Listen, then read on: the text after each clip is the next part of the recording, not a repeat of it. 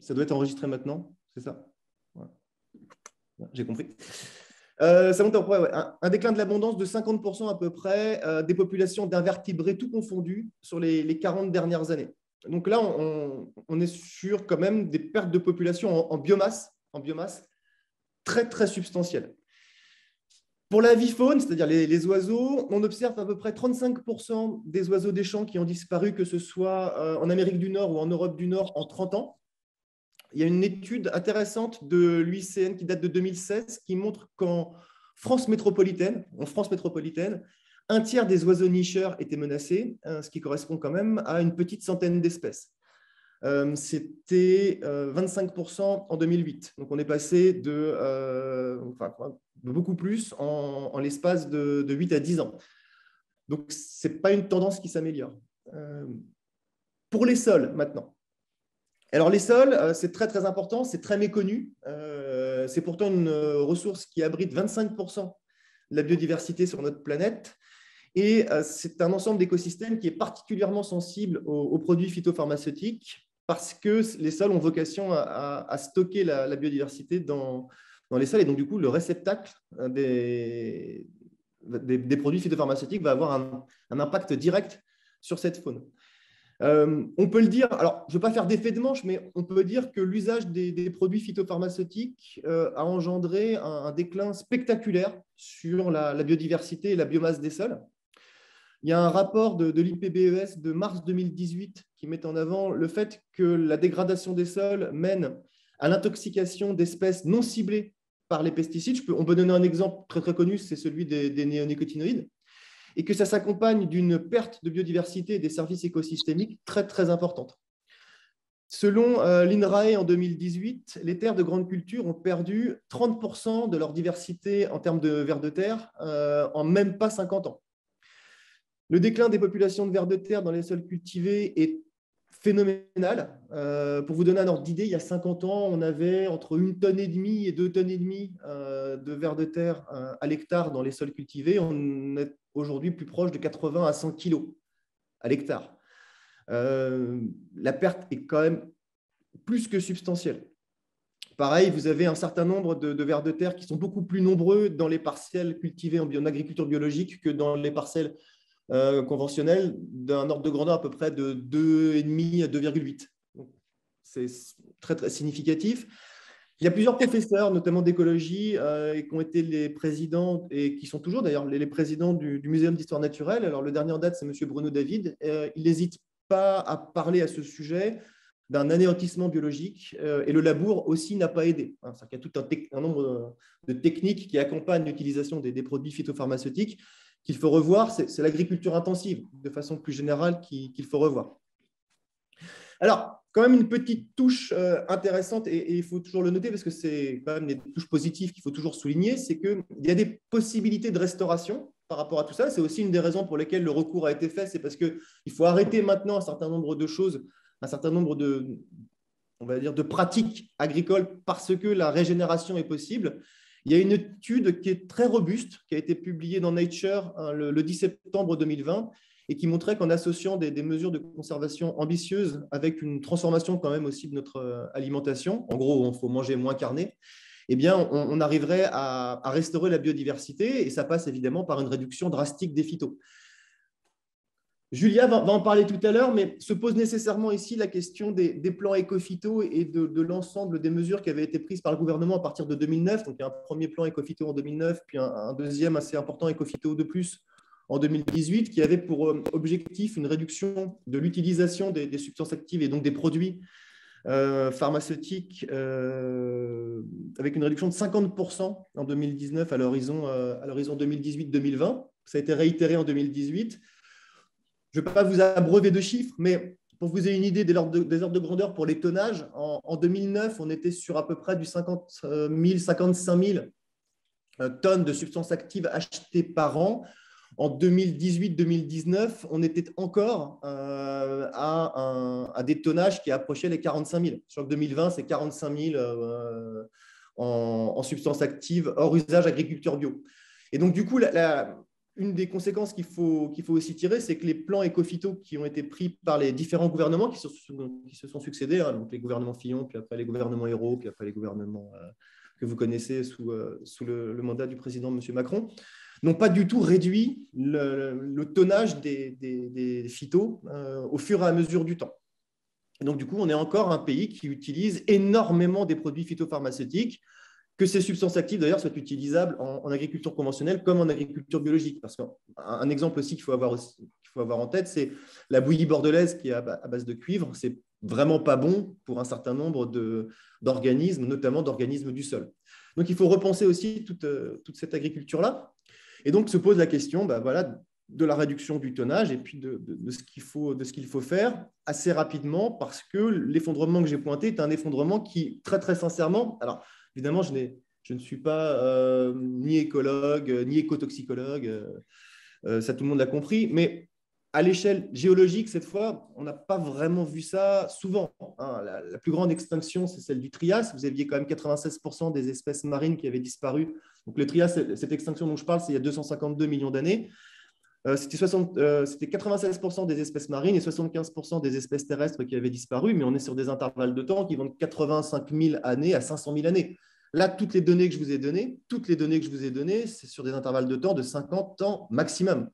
Ça, pour vous donner un chiffre encore en plus, les arthropodes, on constate leur effondrement des 2/3, donc 66%, sur une période de 10 à 12 ans. Donc, ça va très, très vite. Voilà, c'est ça l'idée. Ça va très, très vite. Et les causes que j'ai pointées, déforestation, en gros, changement d'affectation des terres, plus agriculture intensive et donc, du coup, phyto et intrants, ont enclenché un cycle qui est un cycle extraordinairement rapide, notamment en biomasse, en extinction de biomasse. Et le recours qui nous occupe aujourd'hui vise aussi à montrer ce phénomène et à montrer le rôle majeur que les phytos occupent dans cette extinction aujourd'hui on peut appeler de masse. Il y a deux exemples qui sont particulièrement parlants au sein du recours, et Julia va peut-être aussi les développer après, au-delà des arguments juridiques, notamment sous préjudice écologique, qui nous avaient quand même particulièrement frappés, alors en tant que juriste, puis en tant que membre associatif. C'était, c'est quand même c'est extraordinairement frappant quand on commence à s'intéresser à ça. C'est les mauvaises espèces qui sont utilisées pour les tests et puis les effets cocktails. Alors, je vais commencer par les mauvaises espèces parce que c'est un peu moins connu, puis après, je parlerai des effets cocktails parce que c'est plus connu. C'est tellement connu qu'en 2019, la Cour de justice de l'Union européenne, dans un arrêt Blaise, a vraiment mis en lumière tout ça et a priori, il n'y a pas trop besoin d'y revenir. Je vais quand même revenir sur les mauvaises espèces utilisées pour les tests parce que quand on a fait ce recours, on a vraiment vu un certain nombre de choses qui méritaient d'être contestées sur le plan contentieux. Qu'est-ce que je veux dire par mauvaise espèce ? Il se trouve que le recours, et Julia va le décrire juste après, le recours vise à contester la régularité, la validité des autorisations de mise sur le marché des produits phytopharmaceutiques. Donc, on va détailler la différence entre les substances actives et les produits, mais l'essentiel du recours, il vise à contester ça, à contester cette validité. Et alors, il s'est trouvé que quand on va un petit peu dans le fond des choses, il y a un certain nombre de choses qui sont quand même assez parlantes. C'est-à-dire que pour les abeilles, par exemple, quand on évalue les risques des produits et des substances actives pour les abeilles, on utilise quelques espèces qui sont notamment Apus mellifera comme espèces pertinentes pour toutes les abeilles. Il se trouve qu'il y a des abeilles notamment sauvages, des bourdons aussi ou des abeilles solitaires qui ne sont absolument pas inclus dans ces tests. Et donc, il n'y a aucune évaluation de l'impact des phytos sur les abeilles sauvages, les bourdons ou les abeilles solitaires. Et donc, du coup, ça pose un certain nombre de problèmes. C'est-à-dire qu'il y a aussi, on va dire, de nombreux pollinisateurs que personne ne vraiment cible, type les cirfes, les scarabées ou les papillons, qui sont ignorés lors des évaluations actuelles. Donc, on prend une espèce, on va dire, qui est estimée représentative de tout, alors que ce n'est pas du tout le cas. On teste les produits sur cette espèce et ça vaut autorisation de mise sur le marché si c'est concluant. Toutes les espèces que j'ai citées ne sont pas évaluées. On retrouve exactement la même chose pour la faune du sol. Pour la faune du sol, vous avez une espèce de ver de terre, enfin de ver, qui est utilisée pour les tests, qui correspond à une norme ISO spécifique, qui est Eisenia fetidia, qui est utilisée avec Eisinia andrei. Donc, c'est une espèce spécifique de ver de compost. Il se trouve qu'il y a deux choses qu'il faut retenir, c'est que ce ver de compost ne se retrouvent pas dans les champs. Donc, en fait, on teste des produits sur un verre qu'on ne va pas retrouver dans les champs cultivés.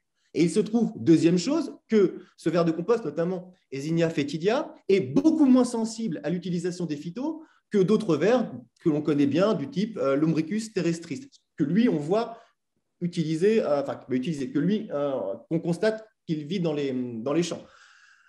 Et donc, il y a quand même un énorme hiatus entre les espèces utilisées dans les tests et les espèces qui véritablement vivent dans les champs et qui vont subir les impacts au fur et à mesure du temps des produits utilisés. Et donc, du coup, ça ne correspond pas. Et quand on constate ça, on se dit, c'est quand même étrange parce que les tests ne correspondent pas en fait à la réalité de la pratique, de la pratique agricole qui va avoir un impact sur les diversités que je viens de citer. Deuxième, ça, il y a des études robustes, encore une fois, il y a des méta-analyses avec beaucoup de publications là-dessus, donc c'est extrêmement documenté. Deuxième chose, mais ça, je vais passer rapidement, puis après, je vais me taire parce que ça fait déjà 20 minutes. Je vais passer la parole juste après. Et quelque chose qu'il faut vraiment mettre en lumière parce que c'est extrêmement préoccupant, c'est les effets cocktails.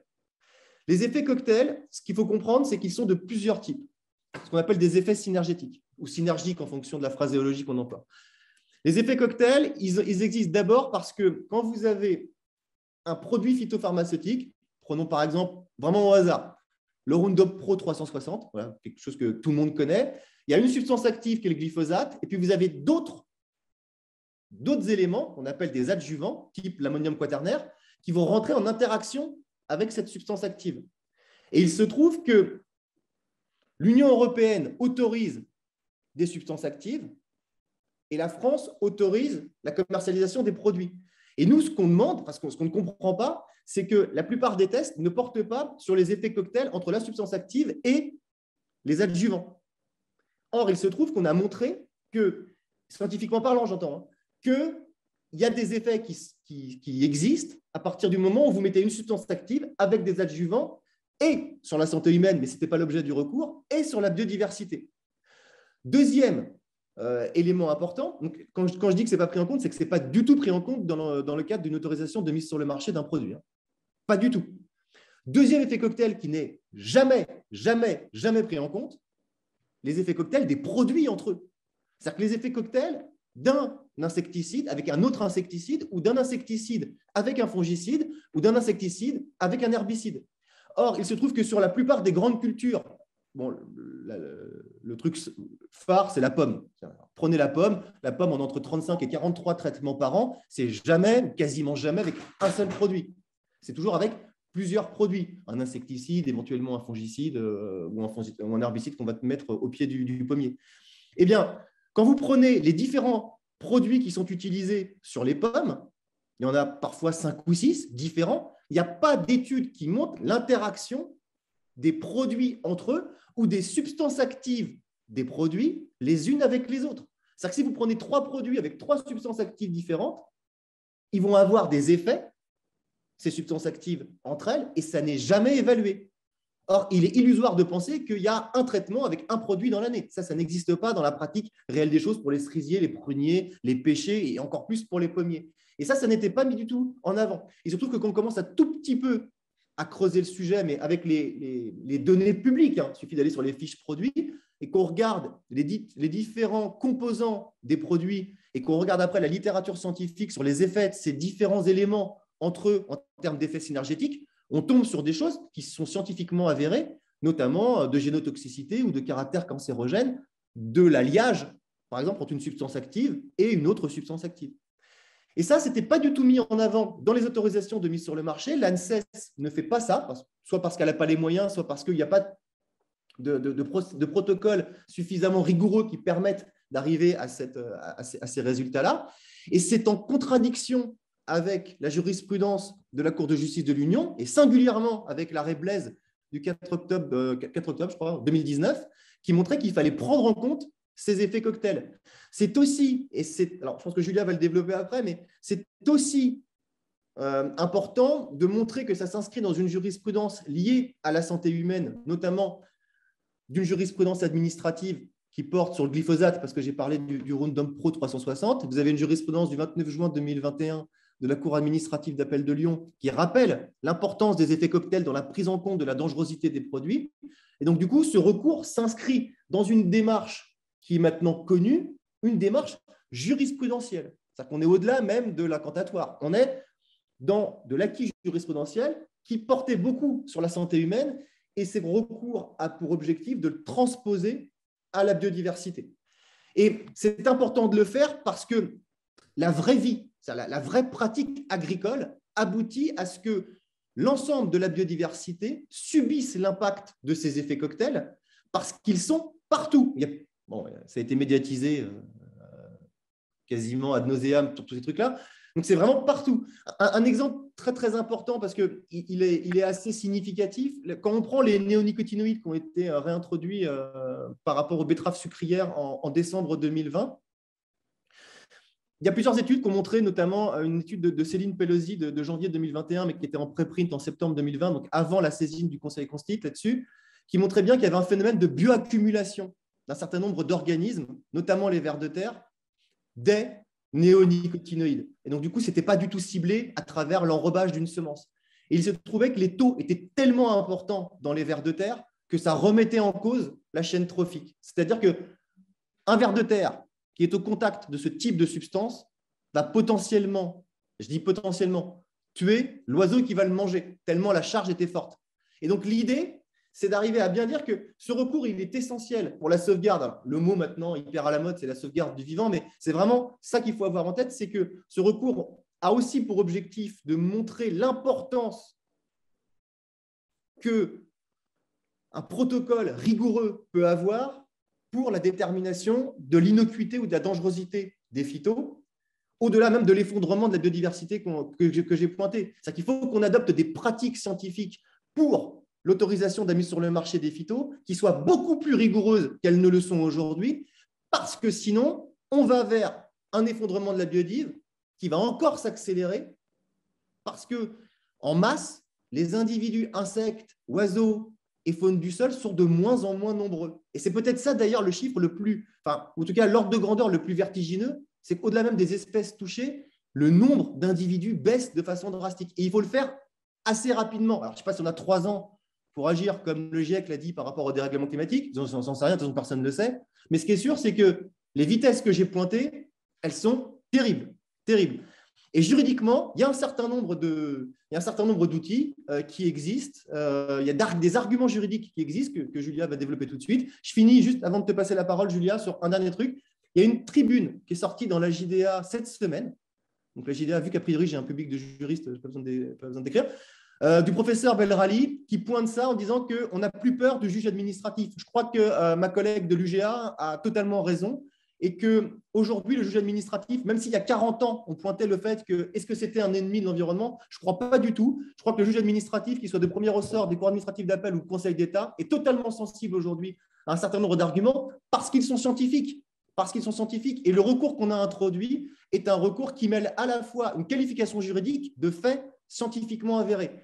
Il est grand temps que le juge administratif se saisisse de ça et que le gouvernement infléchisse un certain nombre de politiques. Les dernières décisions, notamment sur les néonicotinoïdes ou la mise en jachère avortée pour le retour aux cultures ou les objectifs de réduction des phytos avortés du fait de la guerre en Ukraine, ne sont pas des bonnes mesures. Et je tiens à rappeler une dernière chose, et là vraiment Julia, je te jure, je me tais. S'il n'y a pas les associations qui saisissent le juge administratif, il n'y a pas d'efficacité environnementale, en tout cas, il n'y a pas d'efficacité du droit de l'environnement. Et donc, du coup, plus on aura de personnes qui seront investies dans les causes associatives environnementales, plus on aura un droit de l'environnement véritablement efficace. Et là, ça fait exactement 28 minutes, donc je me tais. Merci. Merci Dorian. Alors, je vais essayer de vous partager mes slides.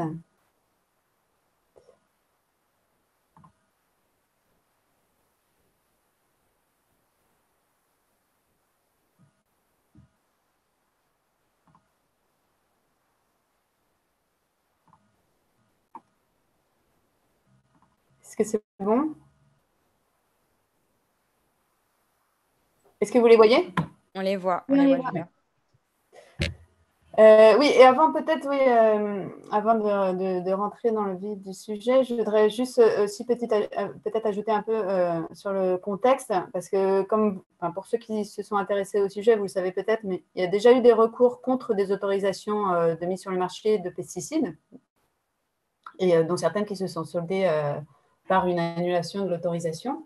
Donc, il y a eu, Dorian a cité quelques jurisprudences, donc il y a eu des jurisprudences de tribunaux administratifs, de cours administratifs d'appel, donc qui ont qui ont annulé donc des autorisations de mise sur le marché pour des raisons de santé, mais aussi pour des raisons liées à l'environnement. Mais le problème, c'est que des AMM, il y en a environ 2500. AMM, c'est autorisation de mise sur le marché, il y en a environ 2500.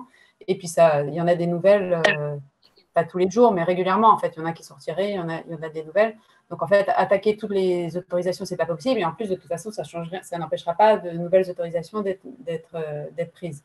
Donc, c'est pour ça que là, l'objet de ce recours, c'est vraiment d'attaquer le processus lui-même, en fait. Parce que les défaillances, c'est pas les autorisations elles-mêmes, mais c'est lié à des défaillances du système lui-même, de la procédure d'évaluation et d'autorisation des pesticides. Et donc, c'est pour ça qu'on a choisi de faire un recours devant le juge administratif contre cette procédure d'évaluation et d'autorisation des pesticides en France. Juste un petit rappel pour ceux qui ne seraient pas juristes ou qui ne seraient pas des juristes de droit public sur les conditions d'engagement de la responsabilité administrative pour faute. Donc, il faut réunir 3 conditions. Il faut une faute, un préjudice et un lien de causalité entre la faute et le préjudice. Et la faute, ça peut être, la faute, elle est entendue très, très largement. Ça peut être une décision positive, un acte administratif, ça peut être une action, un fait matériel, mais ça peut aussi être une inaction ou une carence d'une personne, de l'État ou d'une personne publique. Et cette notion de carence fautive, elle est particulièrement pertinente en matière environnementale, parce que s'il n'est pas exclu qu'une personne publique cause elle-même par son action matérielle un dommage à la nature, c'est le plus souvent par son abstention à réglementer ou à empêcher le dommage qu'elle va contribuer à la réalisation d'un dommage environnemental. Et on a déjà des exemples dans la jurisprudence. On a par exemple l'affaire de l'amiante. Bon, là, c'était plus sur la santé que l'environnement, mais c'est le même raisonnement qui s'applique. Dans cette affaire, il a été jugé que les autorités publiques avaient commis une faute, d'une part, en tardant à mener des études afin de déterminer précisément les dangers liés à l'amiante, et d'autre part, en n'édictant pas une réglementation suffisamment protectrice des travailleurs. Et plus récemment, c'est encore la carence fautive qui a été retenue dans l'affaire du siècle, où le TGA de Paris a jugé que le non-respect par l'État des objectifs qui s'étaient fixés en matière de réduction des émissions de gaz à effet de serre était constitutif d'une carence fautive de nature à engager la responsabilité de l'État. Et alors, quand on va sur le terrain de la carence fautive, ça implique de démontrer 2 éléments. Il faut d'abord prouver qu'il y avait une obligation d'agir à la charge de l'État ou de la personne publique. Donc, il faut vraiment démontrer que les règles et les principes implicables imposent une obligation pour l'État de prendre des mesures positives. C'était le cas notamment dans l'affaire du siècle, où le juge a reconnu qu'il y avait une obligation qui était issue de l'accord de Paris et surtout des objectifs chiffrés que s'était fixé l'État, des engagements que l'État avait même pris au niveau législatif et réglementaire pour réduire les émissions de gaz à effet de serre. Donc ça, c'est pour. Donc il faut prouver une obligation d'agir, et puis il faut prouver qu'il y a une inaction ou une insuffisance d'action de la part de l'État. Sachant que l'inaction, ça va être rare, en fait. C'est rare que l'État ne fasse rien du tout, même si ça peut arriver, mais dans l'affaire du siècle et dans l'affaire qui nous concerne, c'est notamment le cas. L'État a pris des mesures, mais ce qu'il faut dans ce cas-là, c'est toute la démonstration va porter sur la question de savoir si ces mesures sont suffisantes. Donc, l'argumentation, du coup, est un peu plus difficile quand il s'agit d'une simple une action, puisque l'État, lui, de son côté, et d'ailleurs on va voir ce que va répondre l'État, mais lui, il va dire qu'il a pris suffisamment de mesures, qu'il a fait des choses. Et nous, on va dire que ça ne suffit pas, ce qu'il a fait ne suffit pas à remplir ses obligations. Donc voilà, donc ça c'était pour la faute. Ensuite, ça c'était la première condition. La deuxième condition, c'est qu'il faut un préjudice. Et sachant que le droit français, le droit positif, reconnaît désormais expressément le préjudice écologique. C'est l'article 1246 du Code civil. Et dans l'affaire du siècle, le tribunal administratif de Paris a admis la recevabilité de l'action en réparation du préjudice écologique devant le juge administratif. Et enfin, donc, il faut prouver un lien de causalité entre la faute et le préjudice, sachant quand le juge administratif utilise pour déterminer ce lien de causalité, ce qu'on appelle la théorie de la causalité adéquate, ce qui ne veut pas dire que, en fait, ce qui implique que parce qu'il peut y avoir notamment des fois plusieurs facteurs en fait, un même préjudice, et ça c'est pas forcément en soi, ça n'empêche pas le fait générateur n'a pas à être le seul fait générateur, mais il faut qu'il porte en lui-même le dommage, qu'il emporte, qu'il ait pour conséquence ce dommage, même s'il y a d'autres facteurs qui ont pu entrer en ligne de compte. Alors, pour bien comprendre le recours, quelques rappels un peu sur le cadre juridique en matière de mise sur le marché des produits phytopharmaceutiques. Donc, puisque en fait, la réglementation, elle est essentiellement au niveau européen. Et plus précisément, donc, la mise sur le marché des produits phytopharmaceutiques, elle est régie par un règlement européen, le règlement 1107-2009, du 21 octobre 2009. Par ailleurs, donc, il y a un certain nombre de textes d'application qui ont été pris sur le fondement de ce règlement, donc, que j'ai mentionné parce qu'ils ont leur importance aussi pour notre recours. Donc, le règlement 284, il précise... oui, alors peut-être avant, peut-être pour préciser, alors Dorian l'avait évoqué, mais un produit phytopharmaceutique, en fait, c'est une préparation qui est composée d'une ou plusieurs substances actives. Et donc, la substance active, c'est vraiment ce qui est responsable des propriétés du produit. Par exemple, le glyphosate, c'est une substance active. Et donc, mais sauf qu'en toute seule, cette substance active, elle n'est pas directement utilisable ou applicable. Donc, le produit phytopharmaceutique, c'est une préparation avec cette substance active. Il peut y en avoir plusieurs, d'ailleurs, dans un même produit, et avec d'autres substances qui sont des coformulants, des adjuvants ou des synergistes et qui vont donner à la préparation une forme appropriée à son application. Et donc, la réglementation européenne, elle prévoit pour la mise sur le marché des produits phytopharmaceutiques une procédure en 2 phases.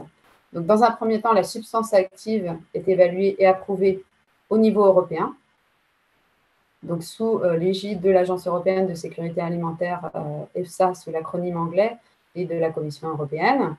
Et ensuite, au niveau national, chaque produit phytopharmaceutique est évalué et autorisé par l'autorité compétente, donc au sein de chacun des États membres. Chaque État désigne une ou plusieurs autorités compétentes qui vont être compétentes pour délivrer l'autorité de mise sur le marché d'un produit sur son territoire. Et donc, ces textes, ces règlements d'application notamment qui sont mentionnés, permettent, parce que l'idée c'est quand même d'avoir d'uniformiser les règles, en fait, d'avoir des principes uniformes d'évaluation. Donc, le règlement 284 notamment précise les informations et les études qui doivent être fournies avec le dossier de demande d'autorisation. Et le règlement 546, lui, il pose un certain nombre de principes uniformes d'évaluation des effets du produit que doit respecter l'autorité nationale compétente avant de délivrer l'autorisation de mise sur le marché. Et sachant que, oui, ça c'est important aussi d'avoir en tête, c'est que ce soit la substance active ou les produits phytopharmaceutiques, ils sont délivrés sur la base d'une demande, en fait. À l'origine, il y a un producteur de la substance active du produit phytopharmaceutique qui fait une demande auprès des autorités compétentes pour pouvoir approuver la substance active et ensuite pour pouvoir mettre sur le marché le produit phytopharmaceutique. Et donc, c'est c'est principalement sur le dossier de demande d'autorisation que sont évaluées et prises les décisions d'approbation et d'autorisation. Et ensuite, oui, un autre document important, une autre série de documents importants, ce sont les documents d'orientation qui doivent être adoptés par la Commission et qui sont censés, qui visent à donner une méthodologie pour l'évaluation des effets des produits phytopharmaceutiques et notamment qui fixe des objectifs spécifiques de protection à respecter par composante environnementale. Donc, normalement, il y en a en fonction, il y a un document d'orientation par type d'espèce, puisque les tests ne seront pas les mêmes, évidemment, en fonction des espèces, en fonction des problématiques. Mais sachant qu'en fait, la plupart des documents d'orientation qui sont actuellement en vigueur sont obsolètes, puisqu'ils ont été adoptés sous l'empire de la réglementation précédente. C'était une directive de 91. Et l'adoption, en fait, normalement, de nouveaux documents d'orientation devaient être adoptés sur la base du règlement 2009, sachant que la directive de 91, elle est beaucoup moins protectrice que le règlement de 2009. Mais en fait, on a encore très peu de documents d'orientation qui ont été adoptés dans le cadre du nouveau règlement, parce que en fait, ça traîne, parce que ces documents, ils sont publiés par l'EFSA, mais ensuite, ils doivent être adoptés par un comité au sein de la Commission, ce comité est composé de représentants d'États membres et qui n'arrivent souvent pas à se mettre d'accord sur les objectifs de protection, et notamment parce que certains États refusent d'avoir des objectifs de protection trop élevés.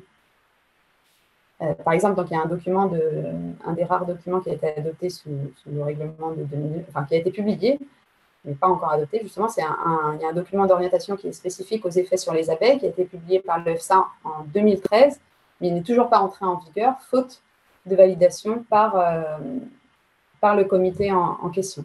Et dans les faits, ce document d'orientation, donc il n'est même pas entré en vigueur, est déjà obsolète parce qu'entre-temps, puisqu'il date de 2013, et entre-temps, il y a eu des nouvelles études qui montrent que certains des procédés et certaines des méthodes d'évaluation sont déjà obsolètes, sont pas assez protectrices. Et de manière générale, ça c'est important aussi à avoir en tête, c'est que la réglementation européenne, c'est une réglementation qui est très complexe et qui est assez critiquée pour cela. Donc, on a beaucoup de textes qui sont très techniques. Les documents d'orientation, chacun de ces documents font des centaines de pages. Il n'existe qu'en version anglaise, dans un langage extrêmement technique, et la plupart, ils sont imbitables, y compris pour des experts, en fait. Donc ça ne facilite pas les choses, évidemment. Ensuite, donc oui, désolé, j'ai un petit bug dans les couloirs, je ne sais pas si vous arrivez à voir. Oui, comme je vous le disais, ça c'est la procédure d'autorisation, donc elle se fait en deux phases. Donc une étape au niveau UE, donc c'est pour approuver la substance active elle-même. Donc le demandeur doit faire une demande d'approbation. Donc il y a une évaluation des effets de la substance active qui est faite par, généralement c'est un État rapporteur qui s'en occupe. Et les autres États peuvent aussi fournir des observations. Sur cette base, l'EFSA fait sa propre évaluation et publie des conclusions. Et c'est sur la base des conclusions de l'EFSA que la Commission va décider ou non d'approuver la substance active. Et donc, seules les substances actives qui sont approuvées au niveau UE peuvent être utilisées dans des produits phytopharmaceutiques et faire l'objet d'une demande d'autorisation de mise sur le marché au niveau national. Donc, ça, c'est la deuxième étape au niveau national. Donc, le produit phytopharmaceutique, donc là encore, chaque producteur du produit en question va faire une demande d'autorisation de mise sur le marché du produit au niveau national. En France, c'est devant l'ANSES, l'Agence nationale de sécurité sanitaire de l'alimentation et de l'environnement. Et donc là encore, il va y avoir d'abord une phase d'évaluation des effets du produit, et c'est sur la base de cette évaluation, qu'une décision d'autoriser ou non la mise sur le marché du produit va être prise. Sachant que oui, la durée d'approbation, c'est de 10 ans maximum, donc c'est pour la substance active et pour le produit, ça peut être à 15 ans pour les substances à faible risque, mais en tout cas, c'est des durées quand même très longues, donc ce qui impose d'être d'autant plus rigoureux dans l'évaluation. Et en plus, ensuite, évidemment, après, au bout des 10 ans, les substances, les AMM peuvent être renouvelées. Donc, vous vous en doutez, enfin, vous voyez, donc comme la mise sur le marché a réagi principalement au niveau européen, vous en doutez, une des difficultés de ce recours, c'est que justement, comme l'essentiel des règles sont issues du droit de l'UE, l'État risque de se retrancher derrière ça en disant qu'il ne peut rien faire. Notamment, c'est vrai que le fait que les substances actives soient autorisées au niveau UE par la Commission, parce que ce sont quand même le glyphosate, les néonicotinoïdes, tout ça, ce sont des substances actives. Donc, c'est vrai qu'une fois qu'elles sont autorisées, approuvées par la Commission, c'est plus difficile, enfin, en tout cas, ça peut paraître plus difficile pour l'État de refuser une autorisation de mise sur le marché pour un produit qui contient ces substances. Et sachant que cette réglementation, donc, elle a été reconnue valable, puisque c'est l'arrêt Blaise que citait Dorian tout à l'heure, donc la CJUE en 2019 a reconnu la validité du règlement de 2009, notamment par rapport au principe de précaution. Ce qui fait qu'on ne peut pas contester cette réglementation, en tout cas pas au niveau du règlement. Et de toute façon, ce n'est pas une problématique qui est propre à la France, ça concerne tous les États membres. Et si la France, comme l'a rappelé Dorian, est une grande consommatrice de produits phytopharmaceutiques, ce n'est pas la seule, ce n'est même pas forcément la pire. Et d'ailleurs, elle a même été pionnière, quoique tardivement, sur certains sujets, par exemple sur l'interdiction des néonicotinoïdes. Donc ça pose certaines difficultés, mais qui ne sont pas du tout insurmontables. Pour autant, parce que le cadre européen, notamment le règlement et la jurisprudence de la Cour, fixe un certain nombre de principes qui sont de protection de l'environnement, qui sont méconnus en pratique par les procédures d'évaluation et d'autorisation de mise en œuvre. Et donc, on peut utiliser ces règles et ces principes qui sont établis au niveau UE. Il y a en plus, de toute façon, en France, des exigences constitutionnelles qui sont supérieures, qui ont une valeur supérieure au droit de l'UE. Et puis, en tout état de cause, le droit de l'Union européenne reconnaît de toute façon une marge de manœuvre aux États pour refuser ou pour réexaminer les autorisations de mise sur le marché. Donc, l'État ne peut pas se retrancher derrière cet argument. Si on regarde maintenant donc, les critères d'approbation, donc justement qui sont posés par la réglementation européenne. Donc, au niveau national, hein, quand l'autorité compétente examine la demande d'autorisation, le produit ne peut être autorisé que s'il satisfait à certains critères d'approbation. Et parmi ces critères, donc, le produit doit être suffisamment efficace, il ne doit pas avoir d'effets nocifs sur la santé humaine, la santé animale et les eaux souterraines, et enfin, il ne doit pas avoir d'effets inacceptables sur l'environnement. Compte tenu, donc je l'ai mis, du devenir du produit et de sa dissémination dans l'environnement, de son effet sur les espèces non visées, notamment sur leur comportement persistant, et de son effet sur la biodiversité et l'écosystème. Alors, vous voyez quand même qu'il y a une nuance entre, parce que pour ce qui est de la santé humaine, il faut que le produit n'ait pas d'effet notif, alors que pour l'environnement, à part le cas particulier des eaux souterraines, il faut prouver l'absence d'effet inacceptable. Donc, ce n'est pas tout à fait la même protection, puisque la notion d'effet inacceptable implique une certaine mise en balance. Donc, ça veut dire qu'il peut y avoir un effet nocif, mais qui est mis en balance avec l'intérêt du produit. Voilà. Et sachant qu'il y a, sur cette notion d'effet inacceptable, à ce jour, il n'y a pas vraiment de jurisprudence qui permette en tout cas au niveau européen, qui permette de déterminer ce qu'on entend par inacceptable. Par ailleurs, oui, je vous l'ai mis aussi dans la slide, donc le règlement fournit une définition de l'environnement qui est assez large quand même, puisque ce sont toutes les eaux, les sédiments, le sol, l'air, la terre, la faune et la flore sauvage, ainsi que, et ça c'est important, toute relation d'interdépendance entre ces divers éléments et toute relation existant entre eux et d'autres organismes vivants.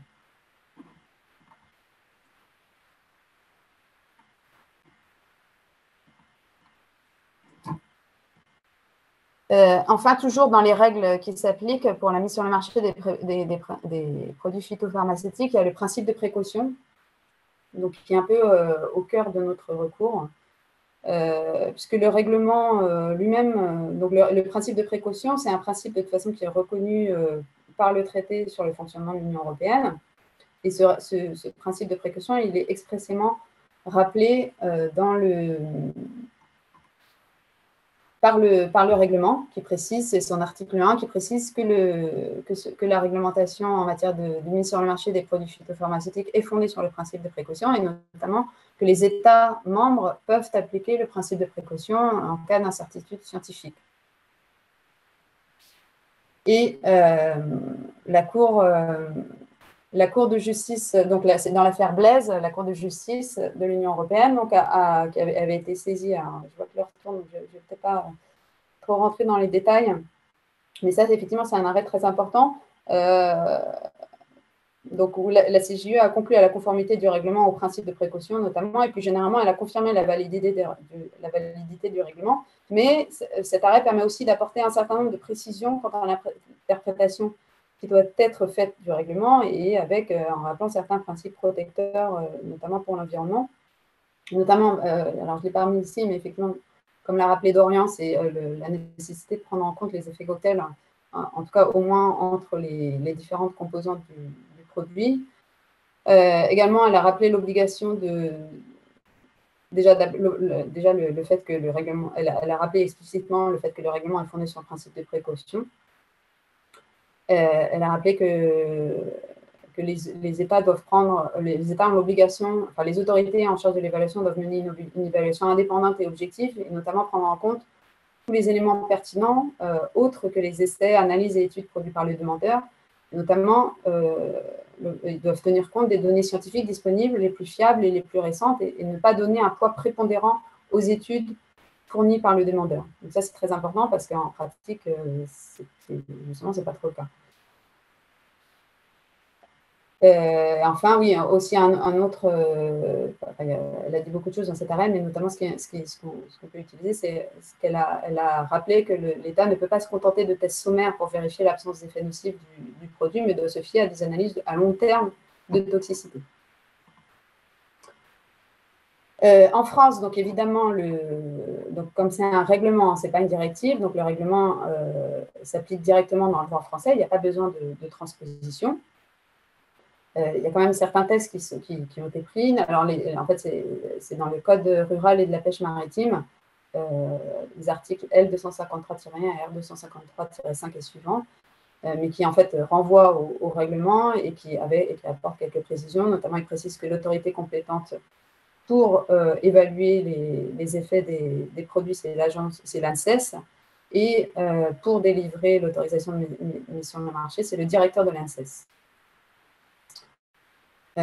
Et par ailleurs, oui, il est prévu la possibilité pour le ministre de l'Agriculture de prendre des arrêtés, notamment pour préciser les conditions de l'évaluation. Mais bon, à vrai dire, il y a quelques arrêtés qui ont été pris, mais qui sont quand même assez succincts et qui n'apportent pas vraiment grand-chose qui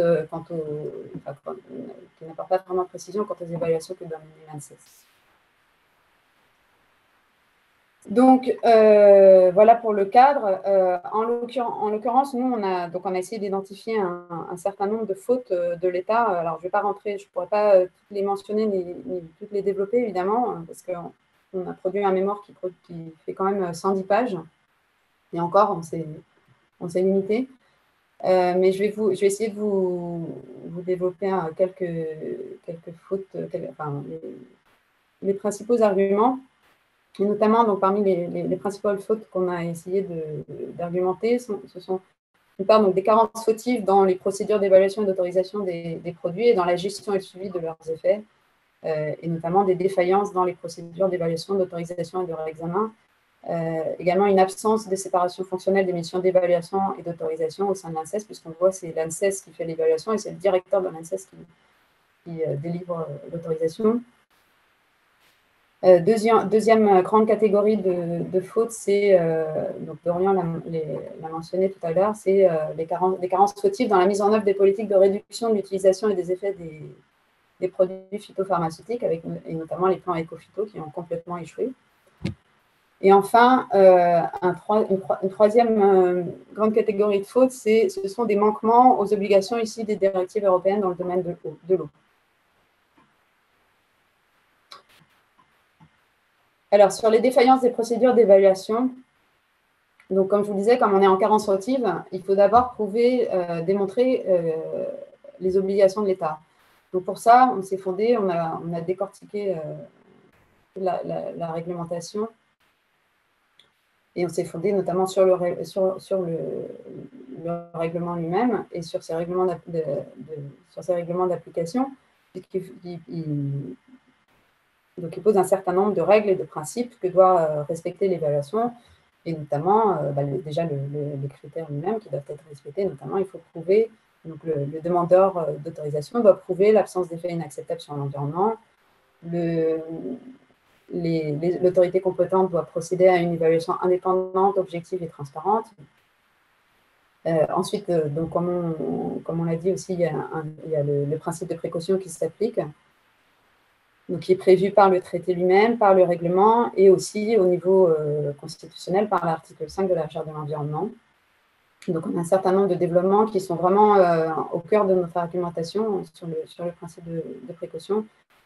On a également invoqué d'autres principes issus de la Charte de l'environnement, l'obligation de vigilance notamment, et puis d'autres principes législatifs qui sont posés dans le Code de l'environnement, en particulier le principe de solidarité qui est encore assez inexploré et qui ouvre quelques perspectives potentiellement intéressantes.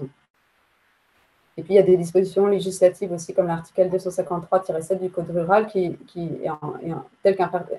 lequel il y a déjà eu de la jurisprudence du Conseil d'État, et qui en a notamment tiré une obligation pour l'État de prendre toutes les mesures d'interdiction, de restriction nécessaires en matière d'autorisation de mise sur le marché des pesticides qui sont nécessaires à la protection de l'environnement. Donc, l'idée, c'est de démontrer, sur la base de toutes ces dispositions et de ces principes, qu'il y a vraiment une obligation pour l'État de mener des évaluations rigoureuses qui soient à même d'identifier toutes les conséquences potentiellement négatives pour l'environnement d'un produit et de faire une évaluation vraiment exhaustive et compréhensive des risques pour l'environnement.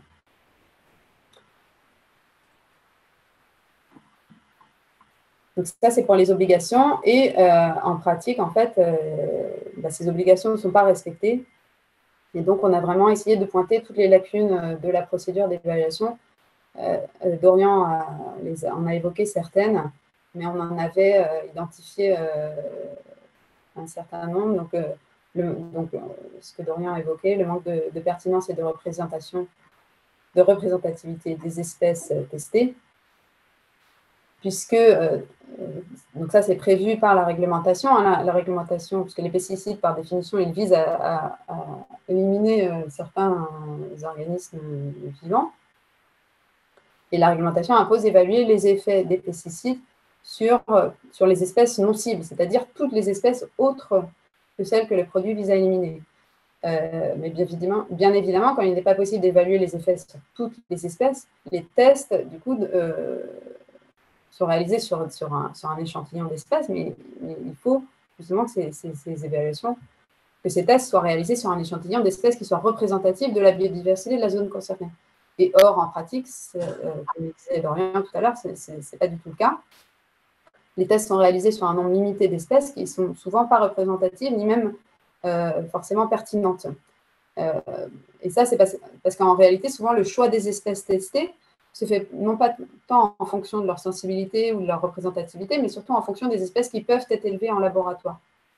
Donc, Dorian l'a cité, notamment, il y avait le cas de l'abeille. Pour les abeilles, en fait, il y a 2000 espèces d'abeilles, mais il y en a une seule qui est utilisée, c'est l'abeille mellifera, l'abeille domestique, qui est utilisée qui est testée. Donc, ça veut dire qu'en pratique, on a des produits qui se doivent accorder une autorisation de mise sur le marché sans qu'il y ait aucune évaluation de leurs effets sur notamment les abeilles sauvages et les bourdons, les abeilles solitaires. L'EFSA elle-même a d'ailleurs reconnu cette lacune, puisque le document de 2013, le document d'orientation de 2013 que je mentionnais tout à l'heure, inclut désormais une évaluation des effets sur ces deux espèces.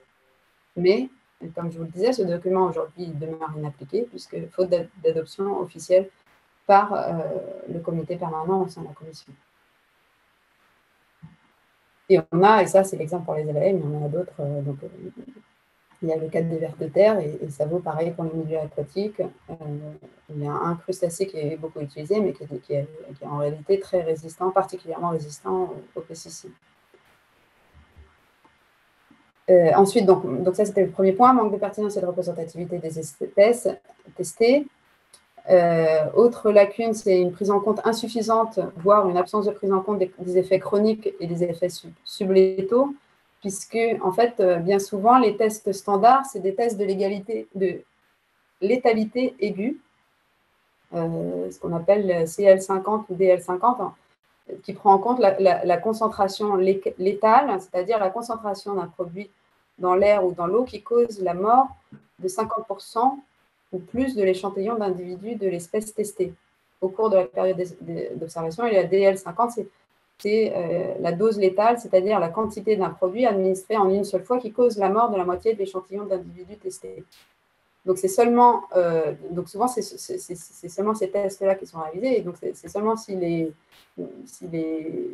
de la moitié de l'échantillon meurt que l'autorisation est refusée. Et du coup, notamment, ce qu'on appelle la toxicité chronique, elle n'est pas du tout prise en compte. Donc, et la toxicité chronique, c'est une exposition répétée sur le long terme à des faibles concentrations, mais qui peut avoir des effets létaux à long terme, en fait.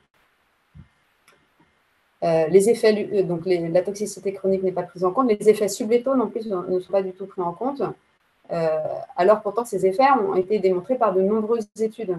Les effets sublétaux, ça va être tous les effets qui vont affecter la physiologie et le comportement des espèces, mais sans les tuer en fait. Ça va être les impacts sur le développement larvaire, sur la reproduction, sur l'activité neuronale, les altérations du comportement, de la mobilité, du comportement alimentaire. Ça peut être une baisse de la réponse immunitaire, un impact sur l'ADN, une diminution de la longévité, etc.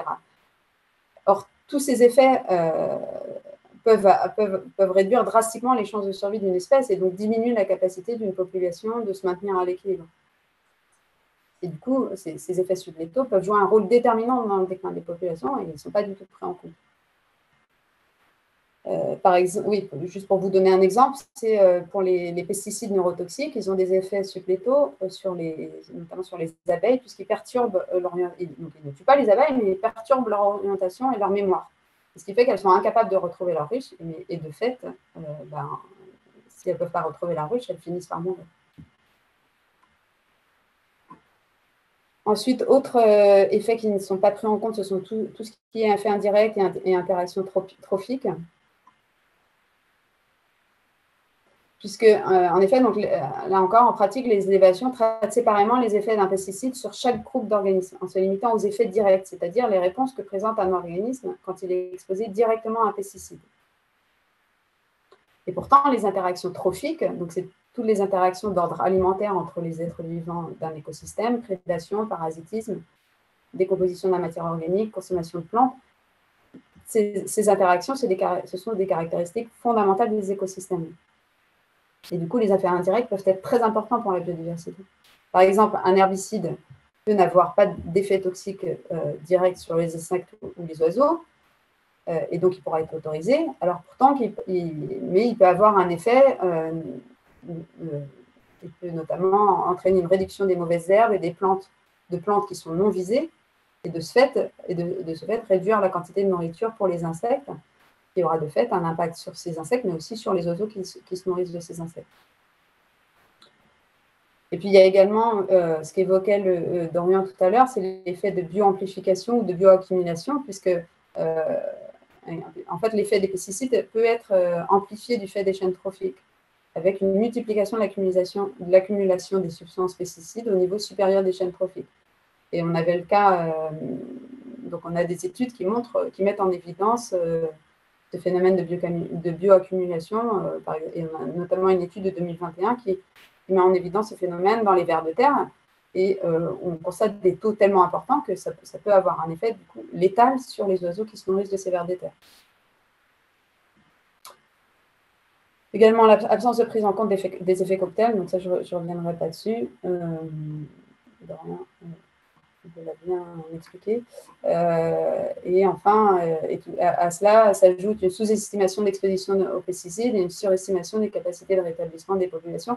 Et tout ça, c'est lié au fait que les évaluations réalisées, en fait, sont basées à chaque fois sur des conditions hypothétiques qui ne correspondent pas du tout à la réalité du terrain, et notamment qui ne prennent pas en compte le fait qu'en réalité, les espèces, elles sont pas soumises juste à il n'y a pas juste une application d'un produit unique sur un champ isolé à des espèces qui, par ailleurs, vont bien et ne subissent aucun stress environnemental.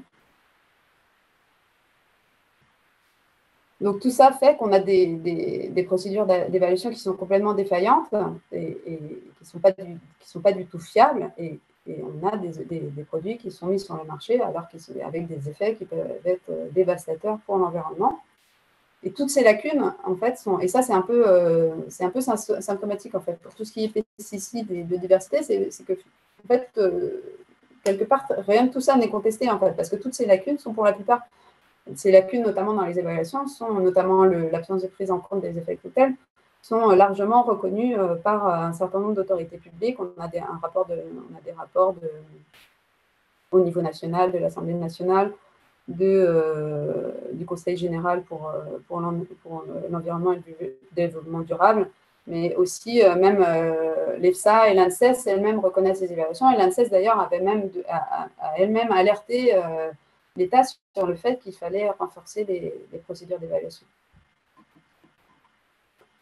Donc ça, c'est vraiment, cette défaillance des évaluations, c'est vraiment un de nos arguments, un argument central de notre cours. Un autre argument important qu'avait mentionné Dorian, c'est le non-respect des objectifs de réduction de l'usage des pesticides dans les fameux plans éco-phyto. Donc effectivement, il y a un premier plan éco-phyto qui avait été adopté en 2008, qui faisait suite au Grenelle 1 de l'environnement, et qui posait comme objectif la réduction de moitié de l'usage des pesticides en 10 ans, soit d'ici 2018. Et cet objectif a été repris par la loi Grenelle 1 de 2009. Et ces plans, en fait, il y a eu, donc ça c'était Ecophyto 2018, c'était le premier plan. Ce plan, il y a eu un second plan, ce qu'on appelle le Ecophyto 2 en 2015, qui a repoussé l'échéance, parce que vous voyez bien qu'on n'y arriverait jamais pour 2018, donc a repoussé l'échéance à 2025 avec un objectif intermédiaire de réduction de 25% d'ici 2020, mais qui n'a pas été respecté non plus. Alors, là, c'est un argument un peu particulier puisque ça pose la question de ce qu'on appelle les objectifs programmatifs, en fait, et la question du caractère normatif d'objectifs programmatifs. Et là-dessus, on a une jurisprudence, notamment du juge administratif, qui de plus en plus tend à reconnaître un caractère normatif à de tels objectifs, et qui a du sens, en fait, parce que ça reste, dès lors notamment que ces objectifs sont inscrits dans la loi ou dans des textes réglementaires, puisque certes, c'est une normativité spécifique, puisque c'est graduel, en fait, mais ça reste inscrit dans des normes légales. D'autant plus qu'ici, ces objectifs de réduction de pesticides s'inscrivent par ailleurs dans des directives européennes, notamment la directive de 2009 sur l'utilisation des pesticides compatibles avec le développement durable, qui impose justement l'adoption de plans nationaux de réduction des pesticides. Et puis, la directive cadre sur l'eau aussi, qui fixe un certain nombre d'objectifs de protection des eaux, y compris en matière de pesticides. Et d'ailleurs, ces objectifs, ils sont déclinés au niveau régional, au niveau des schémas directeurs d'aménagement et de gestion de l'eau, dans le cadre des obligations issues de la directive cadre sur l'eau. Et donc, en tout cas, nous, c'est notre argument, c'est de dire que ces objectifs qui sont fixés par les plans éco-phyto, par le Grenelle 1, qui sont déclinés dans les SDAGE, dans les schémas directeurs d'aménagement et de gestion de l'eau, ne peuvent pas être considérés comme de simples objectifs programmatifs dépourvus de caractère normatif, mais qu'ils ont un caractère normatif et qu'ils imposent à tout le moins à l'État d'agir en cohérence avec ces objectifs et d'aller dans le bon sens. Or là, en fait, non seulement… alors je vais vous montrer… parce que, donc,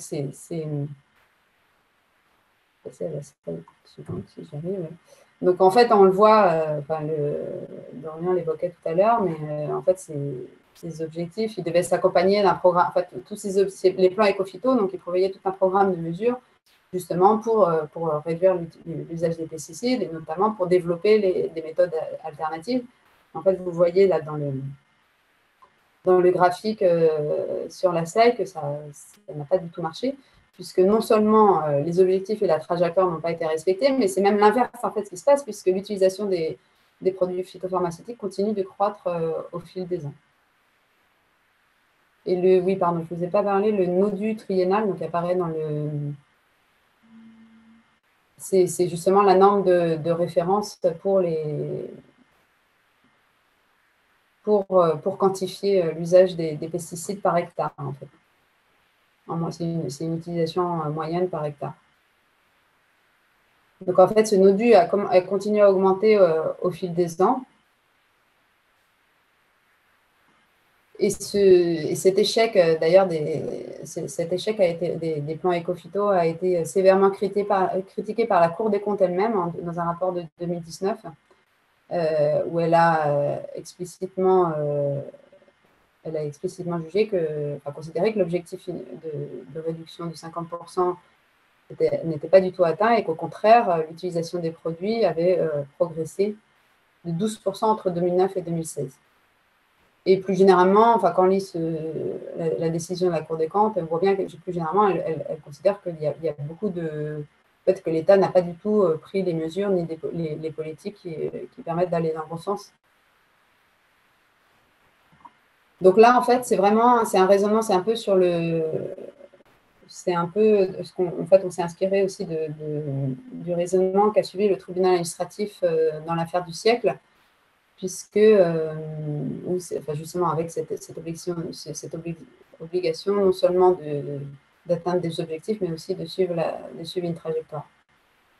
Et là, on voit bien que l'État, en fait, qui a reconnu la nécessité de réduire l'usage des pesticides pour notamment enrayer le déclin de la biodiversité, s'est engagé, s'est fixé lui-même des échéances précises et successives avec des objectifs de réduction de l'usage des PPP, des produits phytopharmaceutiques, que non seulement ces objectifs n'ont pas été atteints et qui ne seront pas atteints pour 2025, mais en réalité, l'État ne respecte pas du tout la trajectoire qui s'est fixée à cette fin.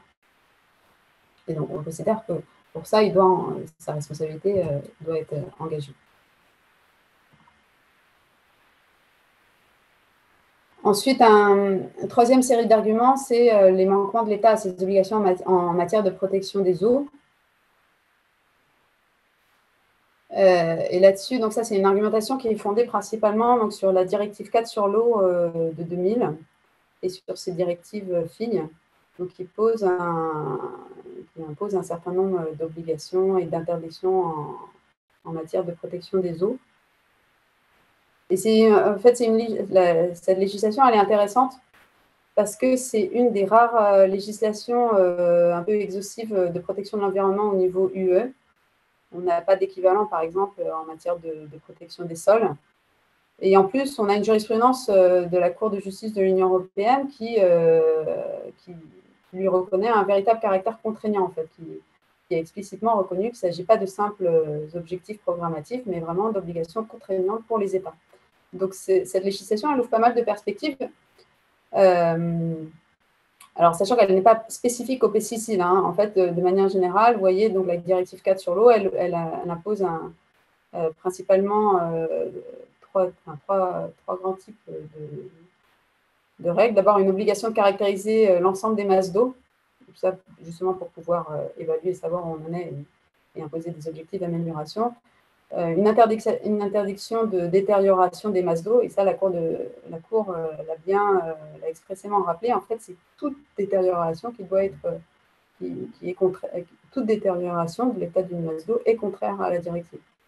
Et enfin, une obligation de protection et d'amélioration de manière générale de toutes les masses d'eau. Hein. Donc là, ça vise toutes les eaux, notamment les eaux souterraines, les eaux de surface, et avec un objectif de parvenir à un bon état des masses d'eau d'ici 2015. Donc ça, c'était l'objectif initial qui est fixé par les directives, avec, il y a des possibilités, lorsqu'il y a vraiment des difficultés techniques financières qui empêchent d'atteindre ces résultats, ces objectifs pour 2015, il est possible de les repousser, mais jusqu'en 2027 au plus tard. Donc en France, évidemment, ces objectifs ont été repoussés jusqu'au 2027, mais de toute façon, ils ne seront pas respectés. Mais donc, avec cette obligation d'atteindre un bon état des masses d'eau. Et en France, juste, voilà, ça passe notamment par les fameuses DAGE, donc les schémas directeurs d'aménagement et de gestion des eaux. Donc, il y en a par grand bassin, donc il y a 7 bassins en métropole. Et ce qui est intéressant aussi avec cette législation, donc encore une fois, ce n'est pas une législation spécifique aux pesticides, puisqu'elle fixe des obligations qui visent toutes les pollutions et plus généralement tout ce qui peut nuire à la bonne qualité des eaux. Mais il y a aussi quelques dispositions spécifiques aux pesticides, puisque les pesticides font partie des polluants qui sont reconnus par la directive et qu'il faut éviter. Et puis en plus, avec cette obligation de caractérisation et de mettre en place des plans de gestion, là, les fameuses DAGE, ça veut dire qu'on a énormément, aujourd'hui, on a énormément de données publiques en fait sur l'état des eaux. Alors même si on n'a pas encore d'évaluation exhaustive, et en plus, si vous voulez vous plonger dans les DAGE, si vous n'arrivez pas à dormir un soir, je vous conseille, il y a des centaines et des centaines de pages. Et bon, c'est souvent très technique, mais il y a énormément de données et c'est vrai que pour des recours, ça peut être très intéressant. Même si après, voilà, il faut un peu, c'est pas toujours facile parce qu'il n'y a pas vraiment de consolidation au niveau national. Et puis d'un stage à l'autre, en fait, c'est pas toujours les mêmes méthodes qui sont utilisées. Mais en tout cas, ce qui est très intéressant avec toutes ces données publiques, c'est qu'en fait, on l'a utilisé dans le recours parce que toutes les données montrent clairement que l'État ne respecte pas du tout ses obligations. Notamment, oui, parce que les directives FII, elles fixaient aussi des obligations en termes de qualité environnementale des masses d'eau, des normes de qualité environnementale. Et là, on voit, en fait, toutes les données montrent que ces normes souvent ne sont pas respectées, et notamment à cause de la présence persistante de pesticides. Et de manière générale, toutes les données montrent une persistance importante de la pollution des eaux souterraines et de surface par les pesticides. Et tous les plans de gestion reconnaissent en fait vraiment que les pesticides sont un des principaux facteurs qui font qu'on n'a pas atteint les objectifs pour 2015 et que vraisemblablement on ne les atteindra pas en 2027.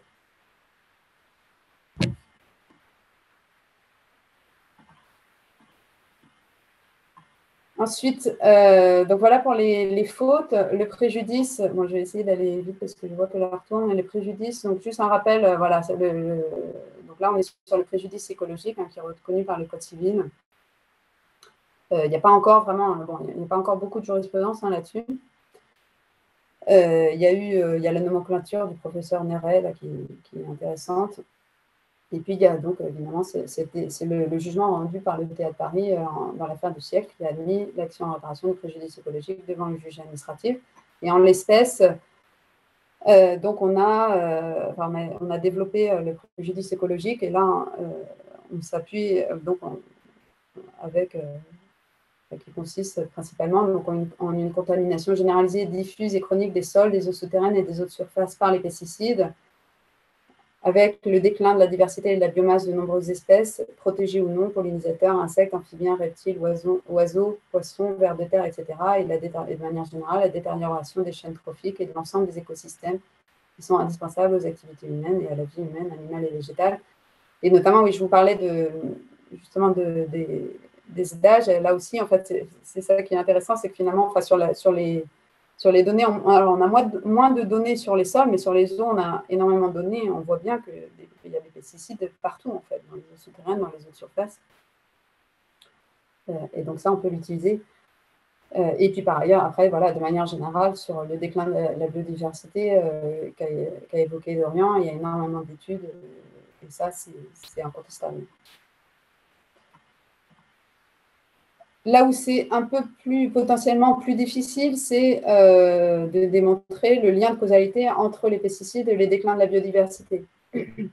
Puisque Dorian l'a expliqué, le déclin il y a 5 facteurs qui ont été reconnus par l'IPBES au déclin de la biodiversité.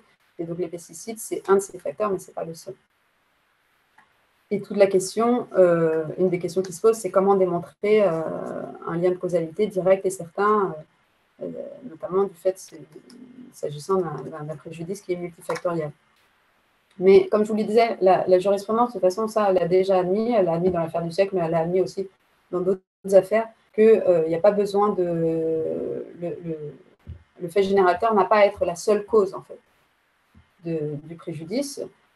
Donc, il faut juste qu'il porte en lui-même, qu'il porte en lui-même le dommage. Et ce qui est intéressant aussi dans l'affaire du siècle, c'est pour démontrer le lien de causalité, le juge s'est aussi fondé sur le fait que le lien de causalité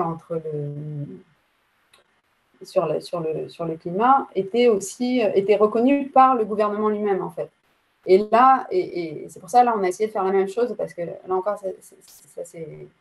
De toute façon, si vous allez sur Google, si vous tapez pesticides, biodiversité, vous allez tomber sur... Il y a des tas aussi bien des études scientifiques, mais aussi des rapports publics, en fait, que ce soit au niveau européen ou au niveau national, qui reconnaissent largement ce lien de causalité entre pesticides et déclin de la biodiversité. Et les plans éco-phyto, d'ailleurs, eux-mêmes le reconnaissent, puisque c'est justement ce qui justifie les plans éco-phyto, c'est justement la nécessité de préserver la santé et d'enrayer le déclin de la biodiversité.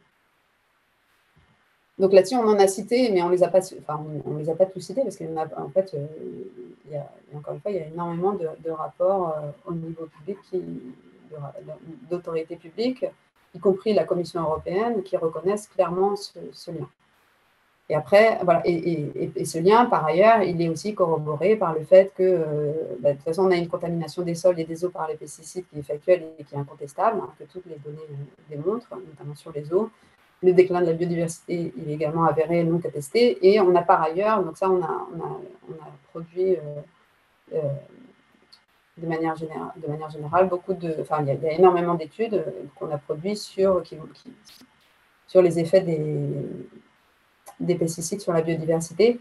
Et sachant que là, en plus, on s'est appuyé notamment, parce qu'on a surtout creusé le préjudice sur 3 types d'espèces ou de milieux, donc qui sont liés aux expertises de chacune des associations requérantes, et notamment les pollinisateurs, et aussi parce que c'est là où il y a beaucoup d'études, tout ce qui est pollinisateur, puisqu'on a l'expertise de Pollinis, la biodiversité du sol, on a l'expertise de biodiversité sous nos pieds, et puis les eaux, tout ce qui est préjudice aux eaux et aux milieux aquatiques avec le travail d'Impertos qui notamment m'a aidé à décortiquer tous les stages. Voilà, et j'arrive au bout. Et donc, une fois qu'on a... Alors après... donc, dans une action en responsabilité, normalement, le but, c'est d'obtenir une indemnisation, une réparation du dommage, sachant que le Code civil lui-même pose le principe d'une réparation des préjudices écologiques par priorité en nature. Et en parallèle, on a aussi l'article 911-1 du Code de justice administrative qui reconnaît au juge administratif un pouvoir d'injonction qu'on peut utiliser notamment justement dans l'action en responsabilité, et en l'occurrence à la fois pour faire cesser le dommage pour l'avenir et pour assurer la réparation du préjudice écologique. Et donc là, en l'espèce, on a fait une demande d'injonction au juge, donc en lui demandant d'enjoindre à l'État, en demandant au juge d'enjoindre à l'État qu'il prenne toutes les mesures pour faire cesser le dommage, le préjudice écologique, et par ailleurs pour assurer la réparation du préjudice écologique. Alors, on a fait quasiment 2 pages, on a proposé un certain nombre de mesures, justement, on a fait des demandes d'injonction assez précises. Bon, même si on sait d'expérience avec l'affaire du siècle que le juge ne préférera sans doute pas rentrer là-dedans, en fait, de peur sans doute d'être... parce que déjà, on a un juge administratif, comme le disait Dorian, c'est vrai que le juge administratif, il faut s'en servir justement pour assurer la protection de l'environnement. Donc, le juge administratif a montré qu'il était prêt à jouer ce rôle, mais après, il se garde quand même d'aller trop loin, et notamment pour éviter les critiques de juges administrateurs, Et dans l'affaire du siècle notamment, il a simplement demandé à l'État de prendre toute mesure utile à la fois pour faire cesser les dommages et pour réparer le préjudice climatique.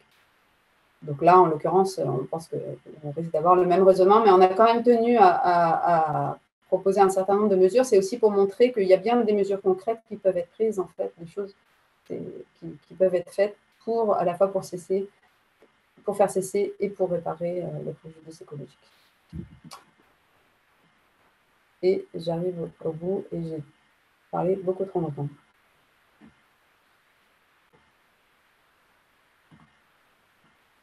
Merci beaucoup Julia et merci beaucoup Dorian, c'était très riche et très complet. Et donc, est-ce que vous avez des questions? Il y a déjà une question dans le chat de Camille. Camille, est-ce que tu veux poser ta question en direct?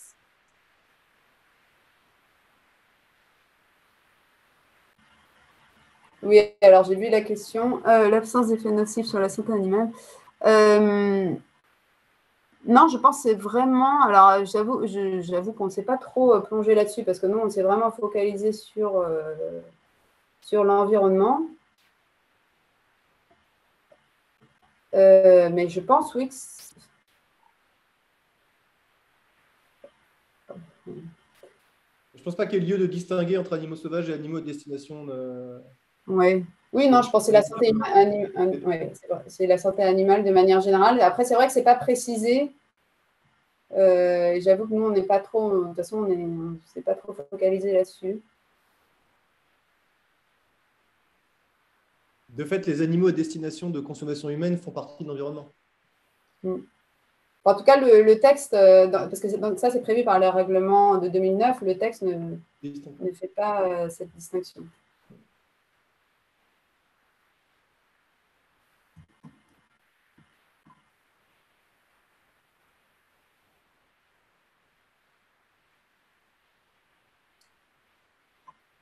N'hésitez pas si vous avez des questions à prendre la parole. Sauf si vous êtes dans les transports en commun.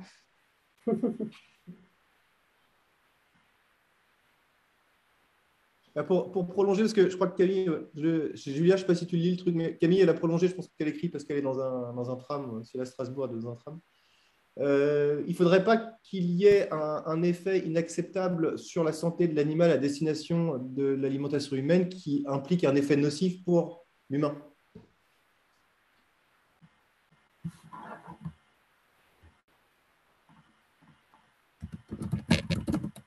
Camille, je ne sais pas du tout si j'ai répondu à votre question, mais c'est ça la réponse. En fait. Voilà. Il ne faudrait pas qu'il y ait un effet inacceptable sur l'animal à destination de consommation humaine qui implique lui-même un effet nocif pour l'humain. C'est comme ça qu'on appréhendra les choses juridiquement. Et encore une fois, sur cette question, donc on met de côté l'effet nocif par rapport à l'humain. La grande question que Julia a soulevée, et franchement, et personne n'a la réponse en réalité, parce que c'est une réponse qui est prétorienne et qui est casuistique, c'est qu'est-ce que ça veut dire un effet inacceptable pour l'environnement? Et une des volontés aussi de ce recours, c'est d'arriver à faire adopter par le juge administratif, mais de façon plus large à l'ensemble des juges, une conception relativement extensive de ce que veut dire effet inacceptable, compte tenu, encore une fois, de l'état, sans effet de manche, catastrophique de la biodiversité de façon générale. Et donc, du coup, il y aura des effets inacceptables qui seront de plus en plus caractérisés au fur et à mesure que la biodiversité sera dans un état cataclysmique.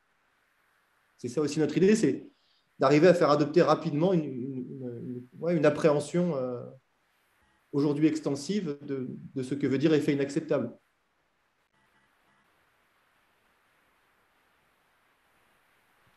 J'avais également une question. Je ne sais pas si vous m'entendez. Si, Oui. allez-y.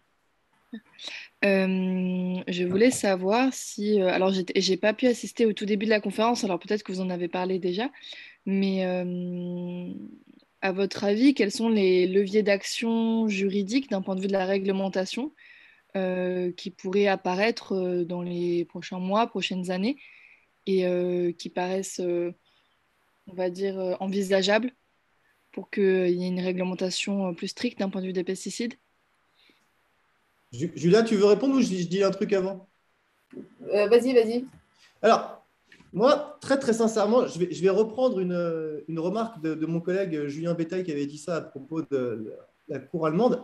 Je ne suis pas tout à fait sûr que la question se pose uniquement en termes de réglementation. Qu'est-ce que je veux dire par là?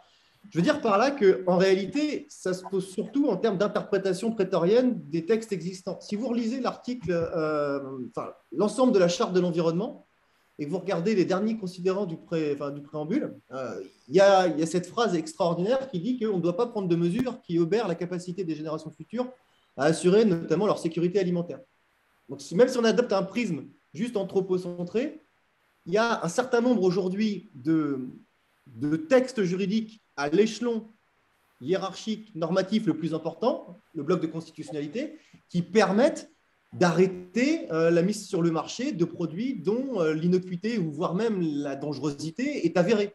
Encore une fois, si on reprend le cas des néonicotinoïdes que tout le monde connaît, les néonicotinoïdes ont été réintroduits dans l'arsenal législatif au nom du parallélisme des formes, c'est-à-dire ce que le législateur a fait, le législateur peut le défaire.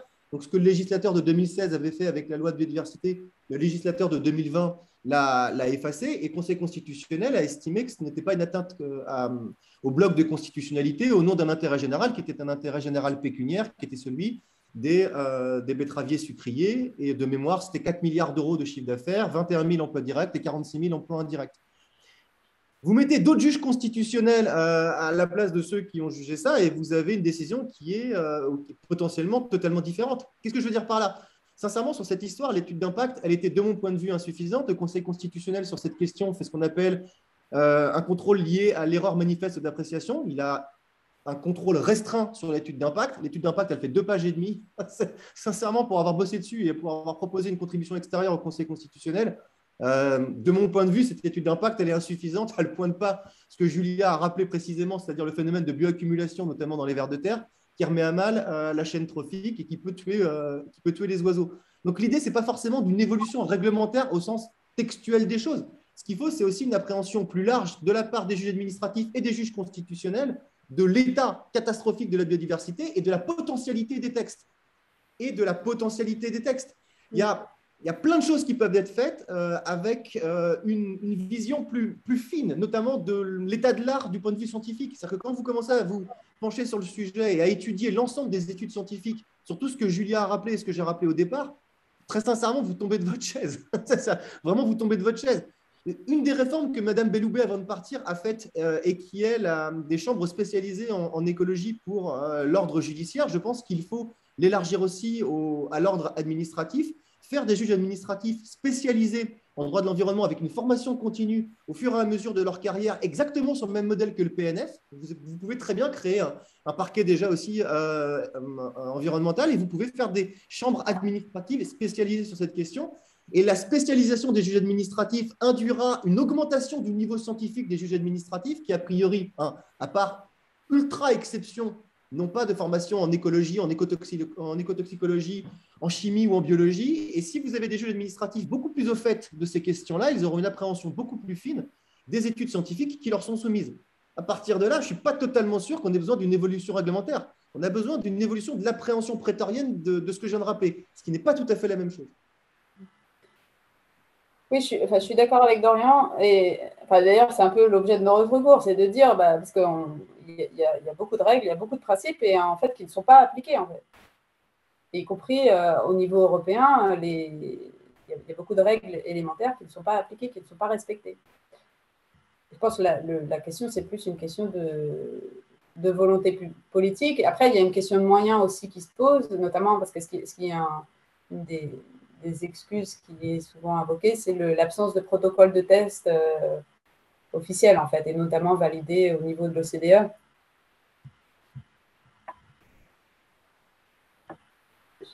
Alors, je dis, je ne suis pas juriste. Bon, ça c'est une autre question. Mais je ne sais pas si ça répond. Est-ce que ça répond à votre question? Si, ça répond à ma question et merci beaucoup pour vos réponses, c'était très intéressant. Merci d'avoir posé la question. Alors, la réparation en cas de préjudice écologique, justement. Alors, pourquoi se fonder sur le préjudice écologique? Parce qu'en fait, il faut parce qu'ils font un préjudice. Et normalement, et c'est là où le préjudice écologique est quand même une petite révolution, parce que en fait, pendant longtemps, le préjudice, c'était ça pouvait être c'était le préjudice à l'homme, en fait. Donc, ça pouvait être un préjudice matériel, un préjudice financier, ça pouvait être un préjudice corporel, voire même ou encore un préjudice moral. Mais c'est vrai que justement, l'intérêt. Et alors, on pouvait reconnaître un dommage environnemental comme causant un préjudice à l'homme, et il fallait justement qu'il y ait ce lien, en fait. Ça pourrait être, par exemple, oui, forcément, s'il y a une usine à côté qui pollue et qui vient déverser du fioul dans votre jardin, c'est un préjudice écologique, mais qui vous cause un préjudice direct. Mais toute l'idée du préjudice écologique, c'est justement de pouvoir reconnaître ce qu'on appelle le préjudice écologique pur, en fait, indépendamment d'une atteinte personnelle et directe à un être humain en particulier. Et c'est de reconnaître, en fait, que l'environnement, justement, c'est un bien commun, et que si on porte un préjudice, qu'en cas de préjudice écologique, ça porte préjudice à tout le monde. Et le préjudice écologique permet notamment aux associations de défense de l'environnement d'aller devant le juge pour faire reconnaître ce préjudice et pour obtenir la réparation. Et alors, en fait, la réparation, c'est vrai que normalement, justement, dans les préjudices à l'homme, souvent, ça passe par une indemnisation. Enfin, ça peut être une réparation en nature, hein, par exemple, si votre maison est détruite, faire refaire une maison, mais souvent, ça va passer par une indemnisation. Et c'est vrai qu'en revanche, c'est là où on est, c'est encore un champ avec beaucoup de potentialités, mais le préjudice écologique, il faut. C'est vrai que et c'est pour ça que le Code civil, d'ailleurs, le prévoit expressément, il prévoit que la réparation doit être avant tout en nature. Et même si après, justement, parce qu'avant, on a eu quelques affaires récemment, notamment là, sur les dauphins, où en fait, ça se faisait de manière indirecte, où on reconnaissait un préjudice moral à l'association, en fait. Parce que dès lors que ça c'était la pêche intensive qui causait la mortalité de dauphins, et du coup une association de protection des dauphins avait fait un recours, et le juge a reconnu un préjudice moral, mais parce que ça portait atteinte aux intérêts de l'association. Mais là, l'idée, vraiment, encore une fois, c'est je reconnais préjudice écologique en tant que tel et de réparer ce préjudice. Mais après, toute la question, effectivement, c'est comment on répare. Nous, là, en l'occurrence, dans l'affaire du siècle, le juge a considéré que pour réparer, il fallait prendre des mesures effectives pour réduire les émissions de gaz à effet de serre. Et donc, ça passe par des mesures législatives, des mesures réglementaires et surtout leur application correcte. Et là, en l'occurrence, nous, on a demandé, je peux vous donner quelques exemples. Nous, on a demandé déjà, par exemple, pour faire cesser le dommage, de suspendre toutes les autorisations et dérogations pour les produits qui sont d'ores et déjà identifiés comme étant particulièrement dangereux. On parle, tout ce qui est glyphosate, SDHI, néonicotinoïdes. On a demandé aussi, par exemple, de revoir les procédures d'évaluation, notamment justement en prenant en compte les effets cocktails, tous les effets qu'on a évoqués et qui ne sont pas pris en compte actuellement. On a demandé à ce qu'ils soient pris en compte dans les tests.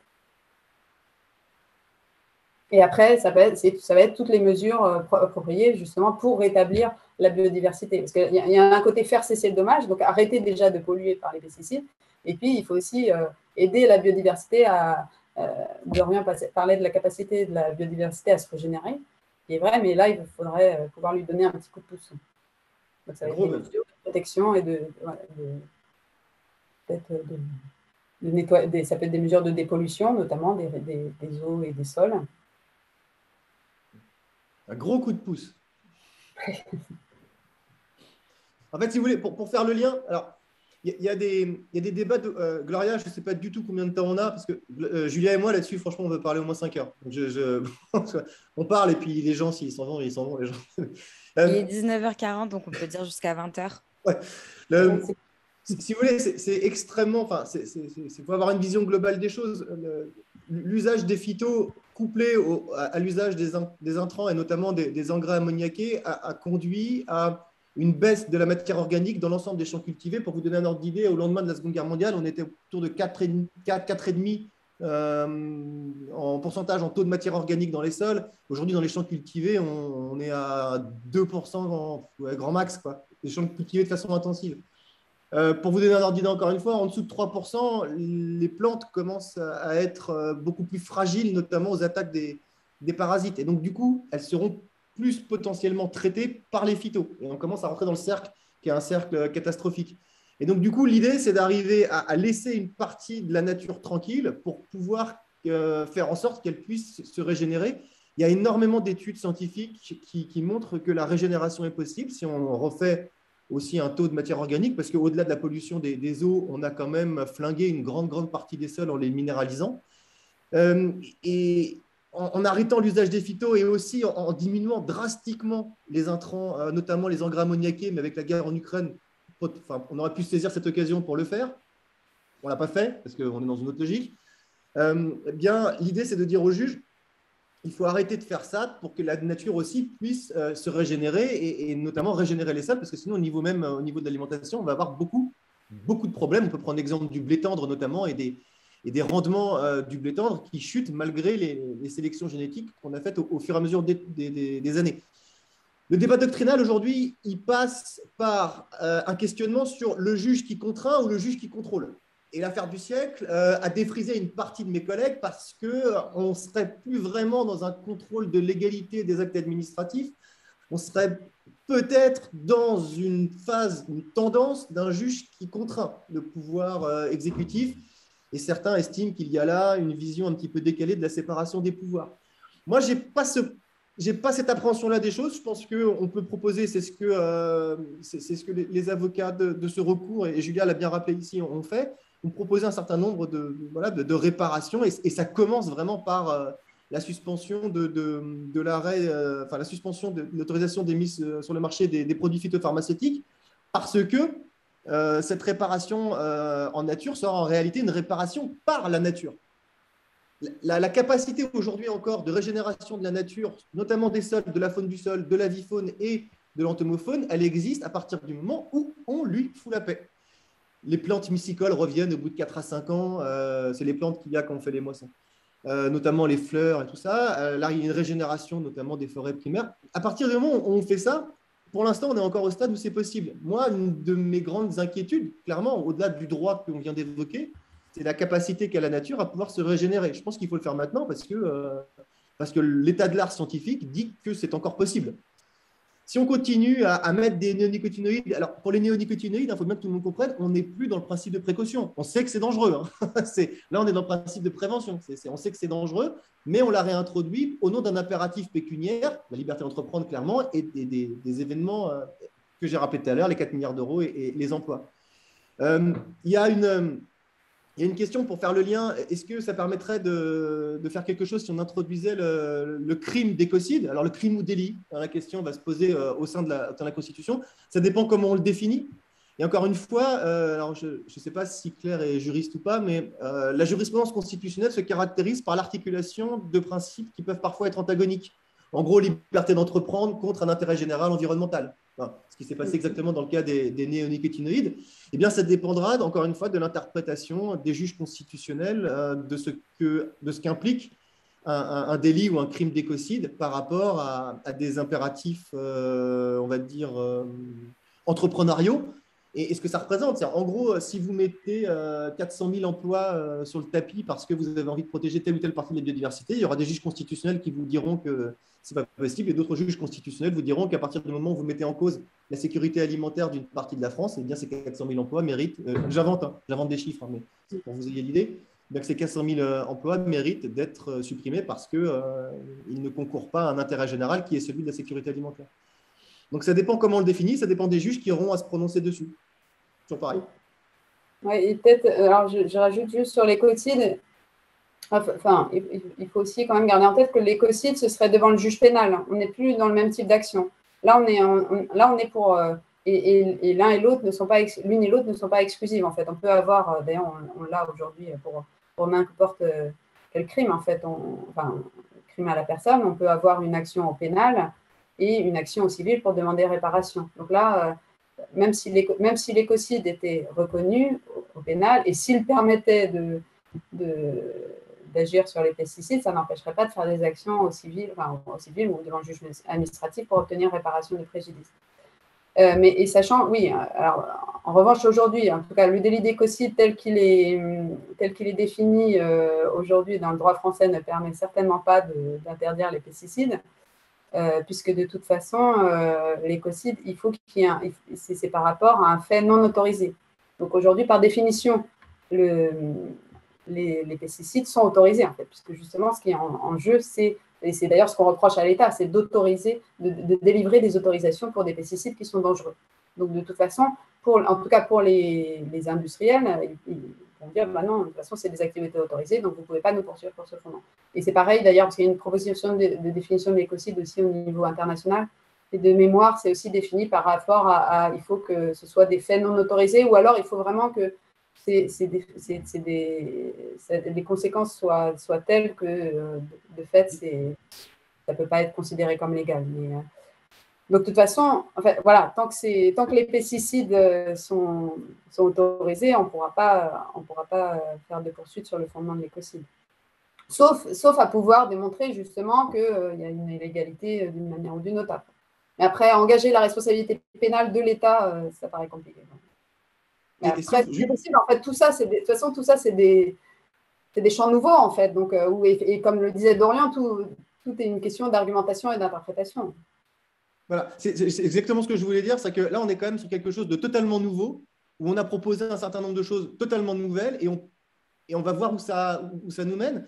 On ne l'a pas rappelé, mais c'est quand même aussi une première mondiale, c'est-à-dire que c'est la première fois que ce type d'action dans le monde est intenté contre un État. Et pour rebondir une dernière fois sur la remarque de Claire, il faudrait se prononcer sur une définition d'écocide. On peut toujours la faire évoluer. Si on l'inclut dans le bloc de constitutionnalité, on pourrait très bien lui donner une autre définition. D'ailleurs, et lui faire quitter le strict champ pénal et quelque chose qui va, par exemple, vers une harmonisation entre préjudice écologique et écocide. De toute façon, tout est possible à partir du moment où vous inventez le droit. C'est ça qui est génial dans ce truc-là, c'est que tout est possible. Oui, c'est ça. Et d'ailleurs, bon, je précise, là, tout ce qu'on a développé, pour l'instant, c'est pas encore du droit positif. Nous, c'est un recours, on ne sait pas du tout ce que ça va donner. On attend, donc là, on a déposé un mémoire et on attend la réponse de l'État qui va sans doute mettre quelques mois à venir. Donc tout ça peut encore évoluer et bouger, et notre argumentation sera peut-être, on va sans doute être amené à la faire évoluer, à la développer, à la renforcer.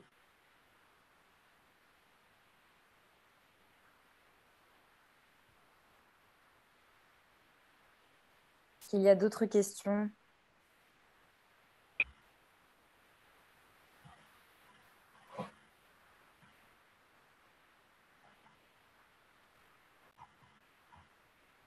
C'est pour toi, Julia, ça.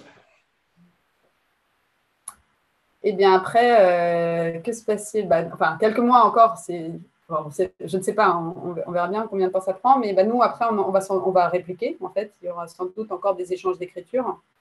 Donc, parce que l'État va faire un mémoire, ce qu'on appelle un mémoire en réponse, nous, on va faire un mémoire en réplique, et ensuite, l'État fera peut-être encore un mémoire en réplique. Donc, il y aura encore des échanges d'écriture, et après, une fois que tout ça sera instruit, il y aura une audience, et ensuite, le juge tranchera, sachant que c'est le tribunal administratif. Donc, en fonction du jugement, on pourra toujours faire appel d'un côté, de l'État ou nous, d'un côté ou de l'autre. Et donc, ça peut aller jusqu'à la Cour administrative d'appel et ensuite au Conseil d'État. Donc, tout ça peut prendre de nombreuses années.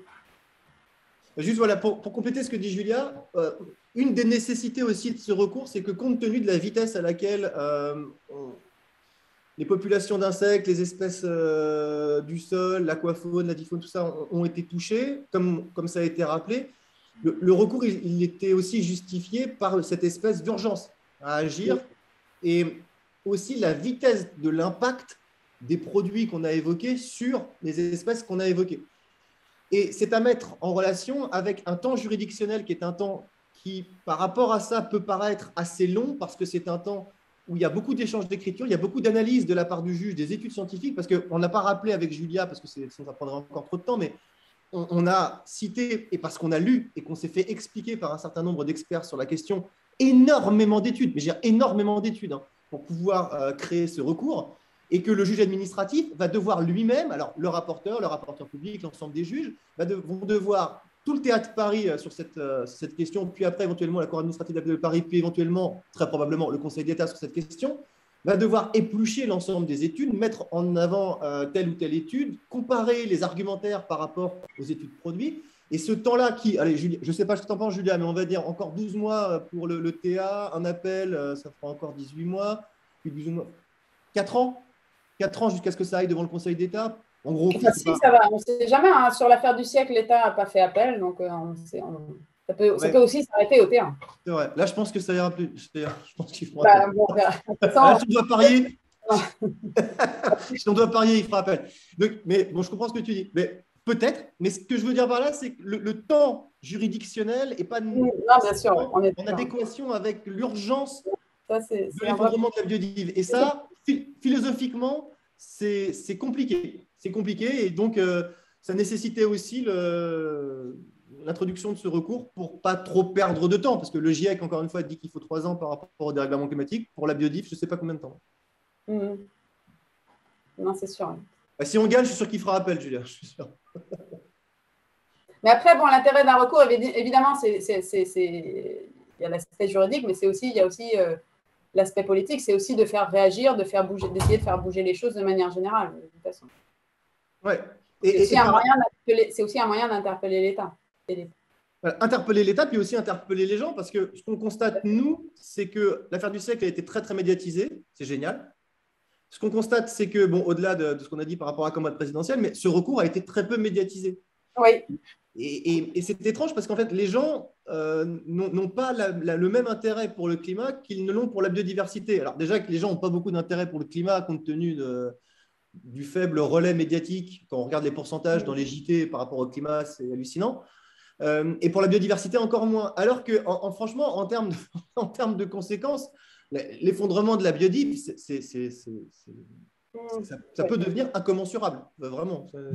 Au même titre que 3 degrés de plus ou 4 degrés de plus, quoi. Et ce recours, il a aussi vocation à ce que les gens se saisissent de cette problématique de l'effondrement de la vie-faune, entomofaune, la minéralisation des sols, et tout ça, quoi. C'est parce que c'est les grands sujets des 30 prochaines années. Ouais. Et on n'en parle pas assez.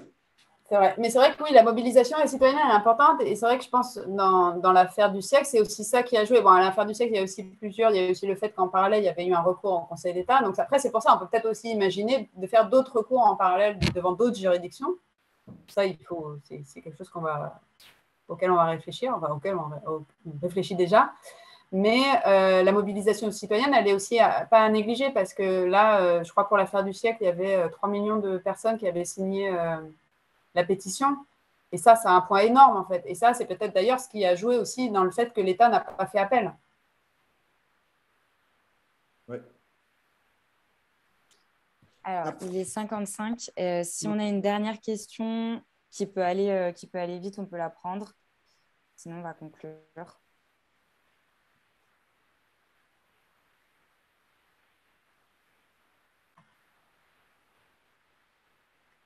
Alors Claire dit pour accélérer la procédure, c'est une procédure administrative qui est cadrée et codifiée, donc on ne peut pas. Moi, ce que je pense quand même, c'est, en fait, si vous voulez, pour comprendre la chose, c'est que ces problématiques-là nécessitent un investissement citoyen très important. Je vais vous donner un exemple pour que vous compreniez bien la chose. En juin 2021, la Cour administrative d'appel de Lyon, dans le prolongement du TA de Lyon, annule la mise sur le marché du Roundup 360 Pro parce qu'elle estime que l'ANSES n'a pas respecté le principe de précaution, notamment en fondant sa décision sur le fait qu'il y avait un renouvellement d'autorisation pour le typhon, qui était l'ancien produit, et qu'il y a un effet cocktail, notamment entre le glyphosate et l'ammonium quaternaire, qui fait que ça ne s'est pas bien identifié, que c'est potentiellement dangereux, donc que ça contrevient au principe de précaution. Donc, le Roundup Pro, à l'heure où je vous parle, ne possède pas d'autorisation de mise sur le marché parce que l'ANSES a été invalidé. Il existe, parce que moi je suis allé regarder après le nombre au niveau commercial de produits qui contiennent du glyphosate qui est encore sur le marché. Il y a encore 40 produits, parce qu'il y en avait 69 qui avaient demandé une autorisation, il y en a 29, on les enlève. Il y a 40 produits qui sont encore sur le marché et qui contiennent du glyphosate, mais qui n'ont pas tout à fait la même composition que le Roundup Pro 360. Je ne suis pas sûr que les 40 produits aient fait l'objet d'un recours administratif pour annulation de mise sur le marché pour faire la même chose que pour le Roundup Pro. Parce qu'en fait, il n'y a pas assez de gens. Je crois que c'était le CRIRAD qui avait fait une introduction pour le glyphosate. enfin pour le Roundup Pro 360 qui contient du glyphosate. Mais il n'y a pas assez de gens pour contester tous les produits dont on sait maintenant aujourd'hui que, grâce à cette décision de la Cour administrative d'appel de Lyon, qu'elle contrevient au principe de précaution. Et donc, ce qu'il faut, c'est un engagement citoyen massif sur le plan contentieux, parce que c'est un moyen d'action qui est un moyen efficace sur le plan contentieux pour introduire toutes ces actions, parce que en fait, il n'y a pas assez de gens. Il y a une pénurie de ressources humaines là-dessus. Et la construction du recours que Julia a évoqué, c'est extraordinairement technique, c'est chronophage, c'est vraiment très, très compliqué. Et s'il y a peu de gens qui font ça, il n'y aura pas beaucoup d'actions menées. Et donc, un des moyens d'améliorer l'efficacité de cette lutte contre l'effondrement du vivant, alors au-delà de changer son alimentation parce que trop de viande, notamment bovin, c'est pas bon, et changer ses usages, c'est aussi de s'investir du point de vue associatif pour contester devant le juge administratif qui aujourd'hui est réceptif à ce type d'argument. Il est totalement réceptif, ça fait une dizaine d'années qu'il est totalement ouvert à ça, pour contester des autorisations de mise sur le marché de produits dont on sait qu'ils peuvent très probablement contrevenir au principe de précaution. Et ça, c'est du temps, de l'investissement, et puis en plus de ça, c'est extraordinairement intéressant sur le plan juridique et intellectuel. Mais il faut des gens. Et le fait qu'il y ait pas trop de gens qui soient intéressés par ces causes-là nuit un petit peu à l'efficacité du droit de l'environnement sur ce point-là.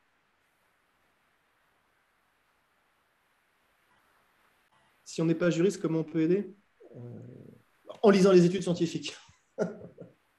Clairement.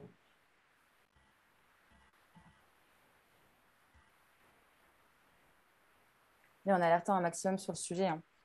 Je pense que c'est hyper important que tous les citoyens prennent le sujet à cœur et le dénoncent. Parce que plus on en parle et plus les médias seront obligés aussi d'en parler, et donc ça aura plus d'impact. Mais pareil, Julia, je ne sais pas ce que tu en penses, mais moi j'ai commenté, j'ai demandé les conclusions au rapporteur public sur l'affaire du Roundup Pro 360. La décision de la Cour administrative d'appel, elle est extrêmement bien argumentée. Elle est bon, parce que aussi, elle est bien argumentée, quoi. Elle n'a pas été médiatisée. Extrêmement peu, quoi. Alors là, je quitte le côté universitaire, on met de côté et je prends juste la casquette citoyen. Moi, j'ai halluciné sur l'absence de médiatisation de cette décision qui, du point de vue juridique et scientifique, parce que les conclusions du rapporteur public sur cette affaire, elles sont d'un niveau d'analyse rarement atteint par un juge administratif. C'est extrêmement précis, extrêmement fin, une analyse très détaillée des 546 pages du rapport du CIRC en 2015. C'est costaud, c'est robuste. Les médias n'en sont quasiment pas saisis, quoi. Je crois qu'il y a une page dans Le Monde, Perrine Moutarde a dû suivre ça, ou Stéphane Mandard, je ne sais pas, ou Foucard, j'ai oublié, mais pas grand-chose de plus, quoi. Alors que, encore une fois, on est sur des problématiques, sincèrement, je ne peux pas faire de catastrophisme, mais on est vraiment sur des problématiques centrales dans les 30 prochaines années, centrales, déterminantes, tout ce que vous voulez. Je pense qu'il est grand temps que les citoyens s'en saisissent et que les médias, là, pour le coup, jouent leur rôle, quoi, parce que c'est central.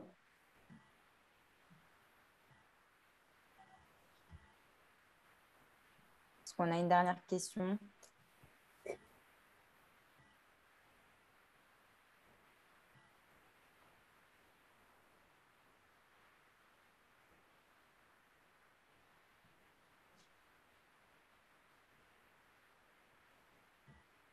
Ça n'a pas l'air. Hein.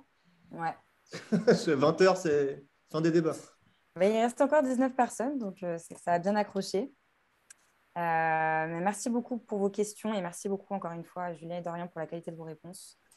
Je voulais juste préciser donc, que cette conférence a été enregistrée. Donc, on va essayer de la poster, de la mettre sur YouTube et ensuite de la publier sur le site de Notre Affaire à tous avec les autres conférences. J'ai mis là sur